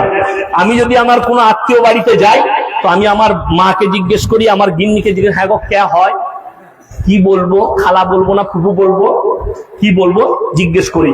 কিন্তু মায়েদের এত সুন্দর সিস্টেম, কি বুঝলেন? আর গোটা গাড়ি কোন রকমের গল্প নাই, কি বুঝলেন, খালি সংসারের গল্প করতে করতে যাচ্ছে। লোকটা মারা গেছে তার দুঃখ নাই, এমনও মেয়ে যায় সে জানেই না কে মরেছে, বুঝলেন। গাড়ি থেকে নেমেছে, নামার পরে বলছে খালা কি করে মরে গেলি? খালা বলছে দেখে কাঁদলো, আমি মরিনি, তোর খালু মরেছে। ও তো আন্দাজে চালাচ্ছে, ও গোশ মাংস ভাত খেতে গেছে। আমি বললি খারাপ বলবি, এই চলে যাব, কাল সকালে মেয়েরা বলবে এই আটকুড়ো মলবিকে জীবনে দাও দিবি না কেন, আমাদের মরা ঘর বন্ধ করবে। আমি দুঃখের সঙ্গে বেদনার সঙ্গে বলছি, মা তোমার নিকটবর্তী আত্মীয় হলে তুমি যাবে, দূরবর্তী আত্মীয় হলে তোমার যাবার অনুমতি নেই। মারা গেছে একজন মুসলমান, তুমি তোমার সন্তানকে বলো তুমি যাও গিয়ে জানাজার নামাজটা পড়ে এসো। আপনি বলুন, আমরা যদি গিয়ে জানাজার নামাজ পড়ে মাটি দিয়ে আসি তাতে নেকি বেশি না মেয়েরা ভিড় করলে নেকি বেশি?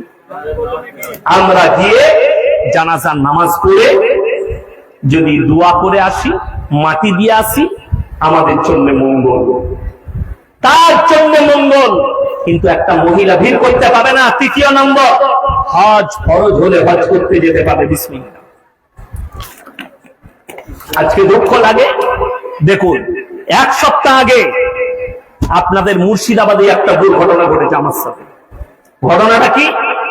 200 মিটার রাস্তা, আমার গাড়িতে মিনিমাম 40 মিনিট সময় লেগেছে। কেন? গিয়ে দেখছি স্টেজে 15 থেকে 20টা লোক, সব মেয়ে আর ছেলে মেলায় দোকান মেলা বসিয়েছে।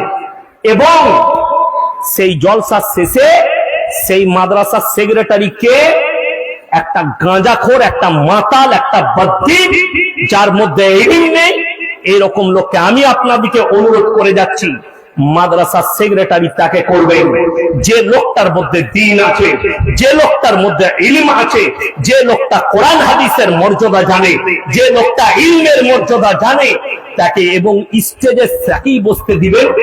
সভাপতি করলে এরকম সভাপতি করবেন যার কাছে কেউ ভিড়তে পারবে না। অবাক লাগে, সে আমাকে প্রশ্ন করছে যে মেলা বসানো কেন হারাম বললেন? কেন? সে হারামখোর কি করছে? মেলা বসিয়ে মেলা থেকে টাকা তুলছে। তাহলে জলসা করার কি দরকার আছে? তার থেকে বড় একটা মেলা দিবে, যে মেলা থেকে টাকা তুলে মাদ্রাসা চালা। এরপর ওই মাদ্রাসায় উন্নয়ন হবে কিনা তুমি বুঝবে। এই মাদ্রাসাটার নাম হচ্ছে কার্তিকের পাড়া মাদ্রাসা। কার্তিকের পাড়া কোথায়? মুর্শিদাবাদের রানীনগর থানায়। অবাক লাগে। এবং তাকে যে সাপোর্ট করছে সেক্রেটারিকে, মাদ্রাসার একটা হেড মৌলবি। সে কি বলছে জানেন? আমি খালি চিন্তা করছি এগুলো কাঠ মৌলবি। সে বলছে গ্রামে একটা দোকান থাকে, মহিলারা তো দোকানে যায়, মানে তোর বউ যাবে এটার লেগে ইসলাম দায়ী নয়, এটা তুমি দায়ী। যদি গ্রামের দোকান থাকে, গোলদারি দোকান, জেনে রেখে দিবেন, কারুর বিবি যদি সেই দোকানে যায়, সেই পুরুষ হচ্ছে দায়ুস পুরুষ, আর দায়ুস কোনোদিন জান্নাতে যাবে না। আমার বন্ধুগণ, আমার ভাই শুনে যান, ইসলামে একটা বড় চ্যাপ্টার হচ্ছে, কি চ্যাপ্টার? 3টে বড় পাপের মধ্যে একটা পাপ হচ্ছে ওয়ালা তাকরাবুজ জিনা ইন্নাহু কানা ফাহিশা ওয়া সাআ সাবিলা। ব্যভিচার করা তো দূরের কথা, যে রাস্তায় ব্যভিচার হয় সেই রাস্তার ধারে পাশে যাতায়াত করো না। আমি ইয়াসিন বলে যাচ্ছি, আজকে যদি এই মুর্শিদাবাদের মানুষ এই জলসাগুলো, এই মেলা না বন্ধ করে, আগামী দিনে তোমার চোখের সামনে মেলাতে জিনা হবে। যেহেতু রাসূল সাল্লাল্লাহু আলাইহি সাল্লামের হাদিস, আখরি জামানায় তোমরা দেখতে পাবে রাস্তার উপরে এরা গাধার মতো জিনা করতে শুরু করেছে। সাহাবীরা বললেন, ইয়া রাসূলুল্লাহ, এমনও কি যুগ আসবে? নবীজি বললেন অবশ্যই এরকম যুগ আসবে। সাহাবীরা হায়রান হলেন, আজকে ওই যুগটা এসছে। আমাদের কিছু মুসলমান মনে মনে করছে জিনা মানে শারীরিক মিলনটা, না, শুধু শারীরিক মিলনটা জিনা নয়, হাতের জিনা, চোখের জিনা, নফসের জিনা, পায়ের জিনা, কানের জিনা, মুখের জিনা। আমার বন্ধুগণ, আমার ভাই, মাথায় রাখবেন। আপনাকে অনুরোধ করে বলছি, পর্দা কত জরুরি ইসলামের জন্য, একটা নারীর জন্য। আমার রাসূল সাল্লাল্লাহু আলাইহি সাল্লাম রাস্তা দিয়ে যাচ্ছেন, একজন সাহাবী, একজন মুশরিকের বিটি, কাফেরের বিটি, বিসমিল্লাহ, মাথায় কাপড় নেই, পেরিয়ে যাচ্ছেন। আল্লাহ রাসূল সাল্লাল্লাহু আলাইহি ওয়াসাল্লাম কি বললেন জানেন? নিজের মাথার পাগড়িটা খুলে তার মাথায় চাপিয়ে দিলেন, সেই মহিলার মাথায়। সাহাবীরা বলেন, ইয়া রাসূলুল্লাহ, এটা তো কাফের আর মুশরিকের বিটি। নবীজি ধমক দিলেন সাহাবীকে, হে আমার সাহাবীরা শোনো, আমি মেয়েদের মাথা ঢাকতে এসেছি, খুলতে আসিনি। জোরে বলুন সুবহানাল্লাহ। আমি মেয়েদের মাথা ঢাকতে এসেছি, খুলতে আসিনি। কোরআনে আছে, মায়েরা ভালো করে শুনবেন, ওয়াজরিব কুবুরিহিন্না আলা জুলুবিহিন, হে নারী, তুমি পর্দা নির্ধারিত করো, কোনদিন ধর্ষিতা হবে না, কোনদিন লাঞ্ছিত হবে না। যারা মনে মনে করছেন, কোরআনে স্পষ্ট আছে সূরা ইউসুফ, ইন্নাশ শাইতানা লিল ইনসানি আদুউম মুবিন, শয়তান হচ্ছে মানুষের প্রকাশ্য দুশমন। আপনার একটা পর নারী আর পর পুরুষ যদি নির্জনে এক কাছে হয়, তৃতীয় নম্বর যে ব্যক্তি হাজিরি দেয় তার নাম হচ্ছে শয়তান। শয়তান হচ্ছে মানুষের প্রকাশ্য দুশমন। কোরআন যদি খুলেন, আমার মতো মৌলবি তো ছেড়ে দেন, কোন পীর তো ছেড়ে দেন। আপনারা বলুন, নবীরা মাসুম না মাসুম নয়? নবীরা জান্নাতি, নবীরা মাসুম। হযরত ইউসুফ নবী বলছেন, ওয়ালাকাদ হাম্মাত বি ওয়া হাম্মা বিহা লাউলা আরআহু বুরহানা রাব্বি, হে পৃথিবীর মানুষ, আমাকে শয়তান ধোঁকা দিয়েছে, আমার আল্লাহ আমাকে হেফাজত করেছে। যখন সেই বদকার নারী জুলাইখা নিজেকে বেবস্ত্র করেছে, আমার দিকে অগ্রসর হও, আমাকে টিপে ধরো, মনের বাসনা কামনা পূরণ করো, তখন আমাকে আল্লাহ বাঁচিয়েছেন। আমার বন্ধুগণ, আমার ভাই, আপনারা বলুন, 1 টাকা একটা পালস চকলেটের দাম কত? 1 টাকা। চাদর নিয়ে যাচ্ছে, আচ্ছা, মাশাআল্লাহ, চাদর নিয়ে যাচ্ছে। আপনারা যে যা পারবেন আপনারা দেন, যে যা পারবেন। মায়েদের কাছে একটা চাদর পাঠাচ্ছি, মায়েরা আপনারা যে যা পারবেন, গেছে, পাঠিয়েছিলেন, মাশাআল্লাহ। আপনাদের কাছে চাদর নিয়ে, চাদরটা নিয়ে ঢুকেন, যে যা পারবেন একটু দেন, 10, 20, 100, 50, 500, যে যা পারবেন দেন, আল্লাহর ওয়াস্তে। আমার ভাই, আমি যেটা বলছিলাম, একটা পাল চকলেটের দাম 1 টাকা। সেটা প্যাকেটের মধ্যে থাকে না খোলা থাকে? কথা বলেন, প্যাকেটের মধ্যে থাকে। আজকে জানেন এই ইসলাম সমাজের অবস্থা এমন কেন? আপনি নেতৃত্ব ঠিক করতে পারেননি, আপনার নেতা ঠিক নেই। আপনার যে নেতৃত্ব দিবে, মুসলমানদের কোনো ডাল নাই, আজকে ডাল নেই, ডাল হারাম, যার কারণে এতগুলো পাপে আমরা লিপ্ত হয়েছি। ওই 1 টাকা চকলেটের মূল্য আপনি বুঝেছেন। কেউ যদি ছিঁড়ে প্লেটে করে বিক্রি করে, সেটা কেউ কিনবে? তাড়াতাড়ি বলুন তো, কিনবে না। কেন? ধুলো পড়েছে, মাছি বসেছে, পয়জন হবে খেলে। আপনি বুঝে গেছেন যে 1 টাকা পালস চকলেটের এত মূল্য, তার ইজ্জত এমন। কিন্তু একটা মুসলমান নিজের মায়ের ইজ্জত বুঝতে পারেনি, নিজের বোনের ইজ্জত বুঝতে পারেনি, নিজের বিটির ইজ্জত বুঝতে পারেনি, যার কারণে আজকে সমাজ ব্যবস্থা ভেঙে পড়ছে। শুনে রেখে দেন, আল্লাহ রাসূলের হাদিস, আখরি জামানায় পরকিয়া বেড়ে যাবে, জিনা বেড়ে যাবে। আজকে আপনি তাকিয়ে দেখুন, আমাদের ভারতে পরকিয়াকে লিগ্যাল করে দেওয়া হয়েছে। আজকে স্বামী থাকে কেরালায়, স্বামী থাকে দুবাই থেকে টাকা ইনকাম করে পাঠাচ্ছে, আর বিবি লিপ্ত আছে জিনাতে, বিবি লিপ্ত আছে পরকিয়ায়। জেনে রেখে দিবেন আমার ভাই, আমার মা বোন, কান খুলে শুনেলেন, যে সমস্ত বিবাহিত ছেলেরা, বিবাহিত মহিলারা যারা পরকিয়ায় লিপ্ত হচ্ছেন, ইসলামী শরিয়া যদি হয়, আমরা যে দেশটাই বাস করছি, এই দেশটার নাম হচ্ছে হিন্দুস্তান, আহলে হারাম। এই দেশের আইন ব্যবস্থা আছে, প্রশাসনিক ব্যবস্থা আছে, কোর্ট কাচারি আছে। যদি রাষ্ট্রটা ইসলামী রাষ্ট্র হয়, ইসলামী শরিয়া থাকে, তার জন্য সেখানে যদি কোন বিবাহিত মেয়ে আর বিবাহিত ছেলে এরা যদি পরকিয়া করে, তাদের জন্য শরীয়তে হুকুম হচ্ছে তাদেরকে জনসমক্ষে নিয়ে এসে অর্ধেকটা পুঁতে দিয়ে, হত্যা নয়, তলোয়ারে করে হত্যা করা যাবে না, তাদেরকে পাথর মেরে মেরে কষ্ট দিয়ে হত্যা করতে হবে। ইমাম বুখারী রাহমাতুল্লাহ আলাইহি বুখারী শরীফের মারাত্মক ব্যাখ্যায় লেখেন, ওই মহিলারা কান করে শুনেলেন যে মেয়েরা রাস্তায় পর পুরুষের সামনে, বাজারে নিজের প্যাক পিঠ বুক খুলে পর পুরুষকে যারা উত্তেজিত করবে, আচ্ছা, পর পুরুষকে যারা উত্তেজিত করবে, এই মহিলাটাকেও কিন্তু কি করতে হবে? পাথর মেরে হত্যা করে দিতে হবে। ওই জন্য আমার ভাই সবাই হাত তুলে বলুন, আমরা পর্দায় আনবো মা বোনকে। জোরে বলুন তো ইনশাআল্লাহ। আপনার বাড়িতে পর্দা নিয়ে আসুন, বিবি মেয়ে সকলের কাছে পর্দা নিয়ে আসুন। এরপরে বলছি শুনেন, তিনটে ব্যক্তি দোয়াকে আল্লাহ কবুল করে নেয়। জোরে বলুন সুবহানাল্লাহ। কটা বললাম? তিনটে। নাম্বার 1, ওয়া আতিদাল কুরবা, তোমার কাছের গরীব যদি হাত পাতে তার হাতকে ফিরিও না। ওয়াল ইয়াতামা ওয়াল মাসাকিন, এতিম আর মিসকিন যদি হাত পাতে তার হাতকে ফিরিও না। ওয়াবনা সাবিল ওয়ালা তুবাদ্দিল তাবদীরা, আর মুসাফির যদি হাত পাতে তার হাতকে ফিরিও না। আমার ভাই, এই তিনজনের দোয়াকে আল্লাহ কবুল করে নেয়। আপনি 1 টাকা যদি দান করতে পারেন, মনে মনে ভাববেন আল্লাহ আমাকে দেনেওয়ালা বানিয়েছো, আমাকে হাত পাতনেওয়ালা বানাওনি। আমার ভাই, এটা মাদ্রাসা, শিশু মাদ্রাসার জলসা। আমি ইয়াসিন, আপনাদের ভাই, কেউ আমার চাচা, সবাই হাত তুলে বলুন তো কোরআনের সঙ্গে মহব্বত করবো ইনশাআল্লাহ। হাত তুলে বলুন ইনশাআল্লাহ কোরআনের সঙ্গে মহব্বত করবো। কোরআন বড় মুকাদ্দাস কিতাব। এই মুকাদ্দাস কিতাবের জন্য আমি আপনাদের কাছে সেরকম কিছু চাইবো না। কোরআনে পারা কটা আছে? 30 পারা। মায়েদের মধ্যে, আপনাদের মধ্যে 500 করে কোরআনের জন্য টাকা 30 জন ব্যক্তি তাড়াতাড়ি আমার হাতে একটা করে দিয়ে যান। 500 করে টাকা কোরআনের জন্য 30 জন। আমার যুবক যার কাছে পয়সা নেই, মোবাইলে পয়সা আছে, এখানে এসে কমিটির লোকের ফোন পেতে দিয়ে যান, আমি 30টা কোরআন শরীফের পয়সা চাই, আমার হাতে দিয়ে যান 500 করে নগদ টাকা। যদি না থাকে ওয়াদা করে যান। জাযাকাল্লাহ।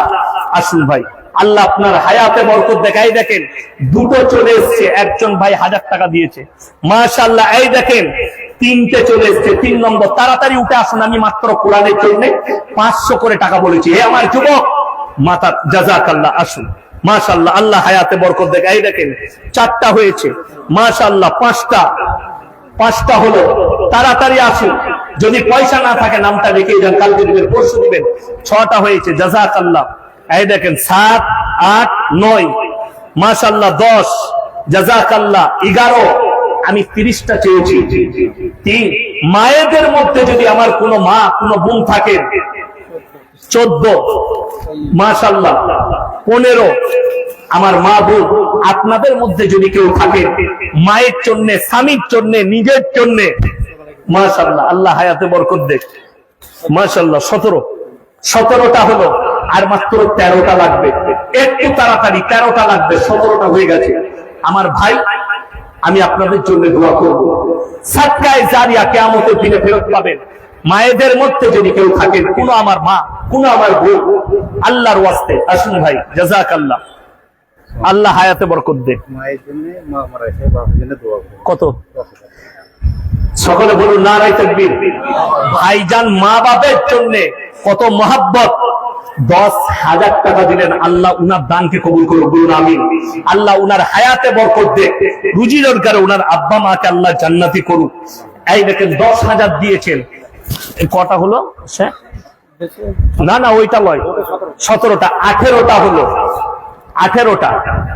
ওই 10টা আলাদা, 18টা হয়েছে, জাযাকাল্লাহ। আসুন, মাশাআল্লাহ। 19টা হলো আমার ভাই, আর মাত্র 11টা লাগবে। 11টা কে আছেন? কোন আমার আল্লাহর বান্দা আছেন? 11টা হয়েছে, আর 11টা লাগবে। 19টা হয়েছে, মাশাআল্লাহ। 2টো দিয়েছে মহিলা, 21টা হয়ে গেল, জাযাকাল্লাহ। এই দেখেন 22 আর 23, মাশাআল্লাহ। 23টা হয়ে গেল আমার ভাই। আর কে আছেন? 23টা হয়েছে, আমি মাত্র 500 করে চেয়েছি, আর 7টা। 24, 25, আর 5টা দিলে একটা গজল শোনাবো। 26। আমি জীবনে গজল পড়ি না, শেখ জানেন, আমি গজলওয়ালা বক্তা নয়, কিন্তু আজকে যা হবে হবে, একটা শুনিয়ে দেবো, যা হবে হবে, দেখা যাবে। 26 হয়েছে, আর 4টা লাগবে ইনশাল্লাহ। 4টা কোরআন শরীফের পয়সা দেন, গজল শুনিয়ে দেবো। মাশাল্লাহ 26 মেয়েদের, মাশাল্লাহ 27, জাযাকাল্লাহ। আর 3টে লাগবে, যদি গজল শুনতে ভালোবাসেন বক্তা আসার আগে পর্যন্ত, তাইলে ইনশাল্লাহ আমি গজল শুনিয়ে দেবো। 27টা, 3টে দিলেই হয়ে যাবে ইনশাল্লাহ। 3টে কে আছেন? কোন আল্লাহর বান্দা আছেন? বিসমিল্লাহ। আল্লাহ বান্দা দেখে আমার মা বোন কে আছেন? মাশাআল্লাহ 28টা হয়েছে, জাযাকাল্লাহ। আর 2টো লাগবে ইনশাআল্লাহ, 2টো। কোন আল্লাহর বান্দা 1000 টাকা নেই আমার যুবক ভাইদের মধ্যে যে ইনশাআল্লাহ গজলটা আমার শুনতে মন যাচ্ছে, 1000 টাকা আমি দিয়ে দিই? কেউ আছেন? আমি জানি না। আমি সেদিনে আমার বর্ধমানে কি বলেছি জানেন? আমাকে বলেছিল একটু আদায় করে দেন। আমাকে বিরক্ত লাগলো। আমি বলেছি আদায় যদি মানুষের দান যদি দেখতে যাও তা মুর্শিদাবাদ জেলা যেতে হবে। এটা একদম অন্তর থেকে বলছি। আসুন ভাই, মাশাআল্লাহ মাশাআল্লাহ। কি নাম আপনার? রানা। আপনি বিজোর দেন না, হ্যাঁ জোর মারো। আর একটা জোর মারুন, 2000 করুন। তাহলে কটা হলো? 31 হয়ে গেল। তাহলে আর 9টা লাগবে। না না, 32। আপনি একটা দিয়ে দিচ্ছেন, মাশাআল্লাহ। 33, 34, মাশাআল্লাহ। তাহলে আর 6টা লাগবে ইনশাআল্লাহ। একটা অনলাইনে দিচ্ছে 35, মাশাআল্লাহ। আল্লাহ হায়াতে বরকত দেখ। আচ্ছা মাশাআল্লাহ, এটা অনলাইনে দিচ্ছে। আচ্ছা কত দিচ্ছেন? একটা 4টা কোরআন শরীফ, 38। আর 2টো লাগবে বাপ ইনশাআল্লাহ। আর 2টো কে কে আছে?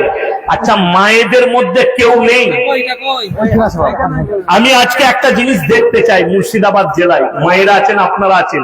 ইসলামের সব থেকে প্রথমে যদি কারো টাকা খরচ হয়েছে একজন মায়ের, হযরতে খাদিজাতুল কুবরা রাদিয়াল্লাহু তাআলা আনহা। একটা মা যদি কেউ থাকেন এই কোরআনের মহব্বতে, রসুলের মহব্বতে, আল্লাহর মহব্বতে, দেখি সোনার নাক মাছি একটা খুলে কে দিতে পারে? দেখি ইনশাআল্লাহ। দেখি একজন মা কেউ আছে।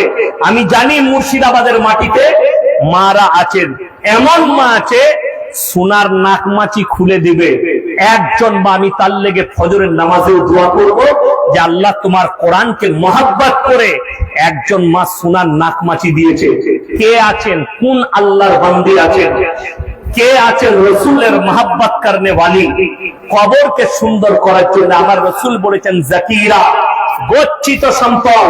মানুষ কিয়ামতের দিনে কাঁদবে। আমি যদি আরো কিছু টাকা দান করতাম আমার জন্য মঙ্গল হতো। একজন মা কেউ নেই, সোনার নাগমাছিটা দিবেন ইনশাআল্লাহ। একজন মা আমি দেখতে চাই, একজন মা যদি কেউ থাকে সোনার নাগমাছিটা খুলে দেবো কোরআনের মহব্বতে। আমি কালকে মারা যেতে পারি, পরশু চলে যেতে পারি, কিন্তু আমি দেখতে চাই যে একজন মায়ের মহব্বত। খাদিজাতুল কুবরা রাদিয়াল্লাহু তাআলা আনহা আগে ছিল, আজকেও মায়েরা আগে থাকবে। এই ময়দানে একজন আল্লাহর বান্দী, একজন রাসূলকে মহব্বত করনে वाली, কোরআনের মহব্বত করনে वाली একজন মা কেউ নেই যে নিজের সোনার নাকমাছিটা দিবেন কোরআনের মহব্বতে। আমি গর্ব করে বলতে পারবো এই মুর্শিদাবাদের মাটি এমন মাটি যার দান বেশি, যার অবদান বেশি। এতগুলো মাদ্রাসা আমি তো দেখছি, প্রত্যেকটা মাদ্রাসায় আদায় আপনাদের অবদান, আপনাদের দান। তাই আমি বলবো একজন মা আজকে চমক লাগিয়ে দেন এই ময়দানে যে কোরআনের মহব্বতে আমি আমার নাকমাছিটা দেবো ইনশাআল্লাহ।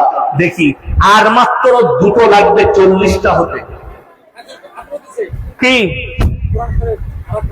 আর একটা মহিলা কোরআন শরীফ দিয়েছে, তাইলে 39 ডবল 2টো, মাশাআল্লাহ 40টা হয়ে গেছে। না আসল কথা কি জানেন তো, যখন দেখবেন সব থেকে বেশি হাফ সেঞ্চুরি কে করেছে? সচিন টেন্ডুলকার। তো আমি যখন মাঠে নেমেছি, আমি কিন্তু 20-20 প্লেয়ার, আমি তো হাফ সেঞ্চুরি না করে বেরোবো না। 40 রানে আউট হলে তো গেল, ওই জন্য আমি আউট হব না। আর 10টা যদি কেউ থাকেন, একজন আল্লাহর বান্দা 5টি হাজার টাকা দিবেন, একবার বলে দেন তো, 1 মাস পরে দিবেন। 10 দিন পরে 15 দিন পরে আমার সাথে মুলাকাত করে যান। আল্লাহ টাকা দিয়েছে, আমি কোরআনের জন্য 5,000 টাকা দেবো। কে আছেন? 10টা কোরআন শরীফের পয়সা 5,000 টাকা। একজন আল্লাহর বান্দা কেউ নেই? একজন আল্লাহর বান্দা আমার সঙ্গে হাত মিলিয়ে যান, 5,000 টাকা দেবেন ইনশাআল্লাহ। দেখি কে আছেন। আমার কোন আল্লাহর বান্দা আছেন যে 50টা পূর্ণ করবেন? কটা? কে? হাবিবুর রহমান। মাশাআল্লাহ, 10,000 টাকা। আল্লাহ হায়াতে বরকত দে, জানে মালে ইজ্জতে বরকত দে। তাইলে 55টা হয়ে গেল। হ্যাঁ, তাহলে আর 5টা লাগবে, বা 7টা হয়ে যাবে ইনশাআল্লাহ। এই বিজয় থাকলে গোলমাল। জীবিত মা বাবার নামে দিয়েছে।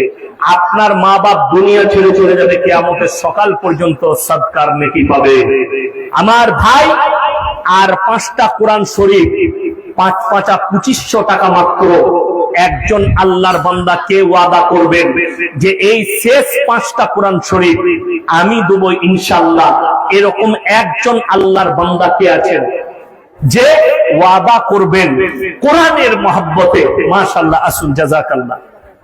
500 টাকা নগদ, 5 বছর সীমিত। মাশাআল্লাহ, আসুন। এই দেখেন, আমার ভাইজানের নামটা লিখলেন। 5 বস্তা সিমেন্ট আর 500 টাকা নগদ দিয়েছেন। জাযাকাল্লাহ। আর মাত্র 4টা কোরআন শরীফের পয়সা লাগবে। 4জন ভাই কে কে আছেন? আমার কোন আল্লাহর বান্দা আছেন? 4জন। একটু ইমানদারির সঙ্গে হাত তুলে আল্লাহর মহব্বতে। আল্লাহ তাআলা এলান করলেন, এ আমার সাহাবীরা, হে আমার নবী, বলে দাও, ওমা ইউকরিদুল্লাহ কারদান হাসানা, আল্লাহর রাস্তায় কে কি দান করবে বলো, এটা কোরআনে আছে। আল্লাহর নবী সাহাবীরা নিজেদের জান মালকে কুরবানি করেছেন। আজকে আপনাকে জান দিতে হবে না, আপনি খালি মালের কুরবানি করবেন। ওয়ালাইকুম সালাম। হিসাব আসছে? আচ্ছা, মাশাআল্লাহ। আর 4টা কোরআন শরীফ লাগবে ইনশাআল্লাহ। আর 4টা। আমার মায়েদের মধ্যে থেকে আমি এখনো নাকমাছি পাইনি। আমার মনের আশা নিয়ে আমি আপনাদের কাছে অনুরোধ করেছি, আমার মনের মহব্বত নিয়ে আমি আপনাদের ভালোবাসার সঙ্গে আমি আপনাদেরকে দোয়া দিবার জন্য আমি আশা করেছি। একটা নাকমাছি। মাশাআল্লাহ। এদিকে আসুন, এদিকে আসুন, একটু মুলাকাত করুন ভাই, আসুন। আল্লাহ আপনার হায়াতে বরকত দেখ, রুজি রোজগারে। দেখুন ভাই, আমি চেয়েছি কটা 2000 এসছে 10টা কোরআন শরীফ। আমি আমার মা বাবার জন্য 5টা কোরআন শরীফ কিনে দেবো। মাশাআল্লাহ। এই দেখেন, হাত বিলান। মা বাবার জন্য 5টা কোরআন শরীফ কিনে দেবে মাদ্রাসায়। আল্লাহ উনার আব্বা মাকে জান্নাতে করুক, উনার আব্বা মা আল্লাহ তাআলা কামিয়াবি দান করুক। আমার ভাই, ওনার আব্বার নামে দিয়েছে, আব্বা মারা গেছে। আব্বা মারা গেছে, আব্বার নামে 5,000 টাকা দিয়েছে। আল্লাহ উনার আব্বাকে জান্নাতবাসী করুক, ভাইয়ের হায়াতে বরকত দেখ, রুজি রোজগারে বরকত দেখ। পরে ওই প্রথমে 2টো দিয়েছে, আরো 3টেতে 5টা দিচ্ছে। কি কোরআন শরীফ? আবার কত? 3টে। আবার 3টে, 5টা কোরআন শরীফ দিয়েছে। কটা হলো গো? হ্যাঁ, কটা হলো? হিসেবের বাইরে হয়ে গেছে।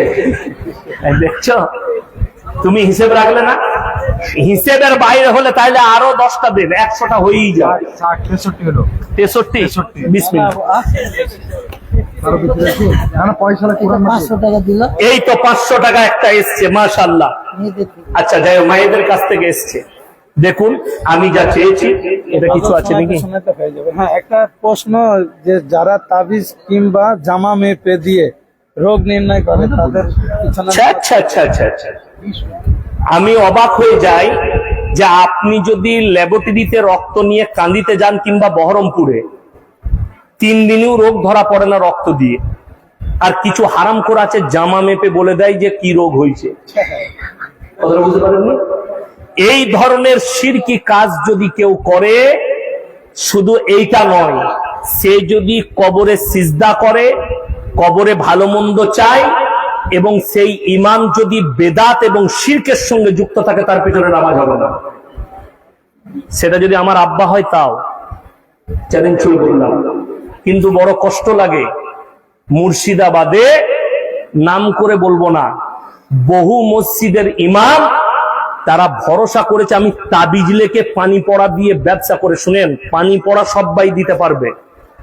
আপনার ছেলের শরীর খারাপ, আমাকে বললেন, আমি কুলিতে হোটেলে দাঁড়িয়েছিলাম, হাজি সাহেবের হোটেলে, আমি দাঁড়াই, চা এনে খাওয়ালো, বললে হুজুর কাবাব খান, আমি খাইনি। তো বললে আমার ভাইজি হয়েছে, কি নাম রেখেছো? খুব সুন্দর, সারা নাম রেখেছে, তো হুজুর একটু দম করে দেন। আমার কাছে নিয়ে এলো, আমি দোয়া করে দম করে দিলাম। দম করা জায়েজ আছে, কোরআনের আয়াত পড়ে ফুঁক দিয়ে দেন, আয়াতুল কুরসি পড়ে ফুঁক দিয়ে দেন, আল্লাহ চাইলে শিফা দেবে। কিন্তু অবাক লাগবে, আমি আপনাকে বর্ধমানে প্রমাণ দেবো, আমার গাড়িতে চেপে চলো, একদিন নামাজ তো দূরের কথা, জুম্মাটা পর্যন্ত পড়ে না, পিসাব করে পানি লাই না, মাজারে বসে তাবিজ লিখছে, কি জানি জার্মানি ভাষায় না ইংরেজি ভাষায়, জীবনে মাদ্রাসার মুখ দেখে না। একজন বুড়ি মা, আমাদের দাদি হতো, মারা গেছে, আল্লাহ জান্নাতি করুক, বলুন আমিন। খুব ভদ্র মহিলা ছিলেন, নিজের জীবনের যতগুলো সম্পদ ছিল না, তো আমার মা বলে, আমার মনে নাই, যে যখন বউ হয়ে এসছিল 5 ঝুড়ি সোনা নিয়ে এসছিল, ঝুড়ি করে বেঁধে দিল, ঝুড়ি করে, কি সোনা। তো যখন গরিবের মেয়ে এসে বলতো আমার সোনার জন্য আমার মেয়ের বিয়ে হচ্ছে না, তো থাবা করে দিয়ে দিতে এলে, তোর মেয়ের বিয়ে দিগা, তোর মেয়েকে দিগা। সব সোনাগুলো থাবা করে করে গরিব দিকে বেটে দিয়েছে। সে একদিন কোন হুজুরের কাছ থেকে তাবিজ নিয়ে এসছে, আমাকে এসে বলছে, বাবা তাবিজে কি লেখা আছে পড়ো তো। আমি বলি, এই মালটা ফেরেশতারাও পড়তে পারবে না। কেন? আরবি হলে তো পড়বেন। যদি বলেন আপনি পড়তে জানেন না, তাহলে আমি একটা কথা বলি, এখানে যদি কোনো ভালো প্রফেসর কিংবা মাস্টার থাকে, আপনি আসুন, আমি এমন একটা ইংরেজি লিখে দেবো, যদি পড়ে দেন তো আমি মানে আর কি যা চাইবেন তাই দেবো। আমি খালি ধরে টেনে দেবো, তো খুঁজে পাবেন না মালটা কি লিখেছে। লন্ডন গিয়েও খুঁজে পাবেন না, কিন্তু ইংরেজি হলে তো খুঁজে পাবে মাস্টার। কথা বুঝতে পারছেন? ইংরেজি হলে তো খুঁজে পাবেন, আরবি হলে তো আমরা মৌলবীরা পড়তে পারবো।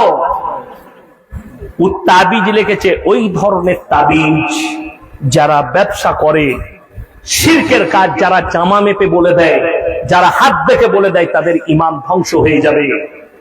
ইসলামী শরিয়ায় এটা নয়। রোগ হলে শুনেলেন, সমস্ত রোগের শিফা হচ্ছে সূরা ফাতিহা। জোরে বলুন সুবহানাল্লাহ। আপনার বাড়িতে আপনার মা নামাজি, আপনি নামাজি, আপনার মনে হচ্ছে আপনার শরীর খারাপ, ফজরের নামাজ পড়ে 11 বার সূরা ফাতিহা পড়ে, একবার আয়াতুল কুরসি পড়ে পানিতে ফুঁক দিয়ে দম করে পানিটা পান করো, আল্লাহ চাইলে শিফা হবে। কে চাইলে? আল্লাহ চাইলে শিফা হবে।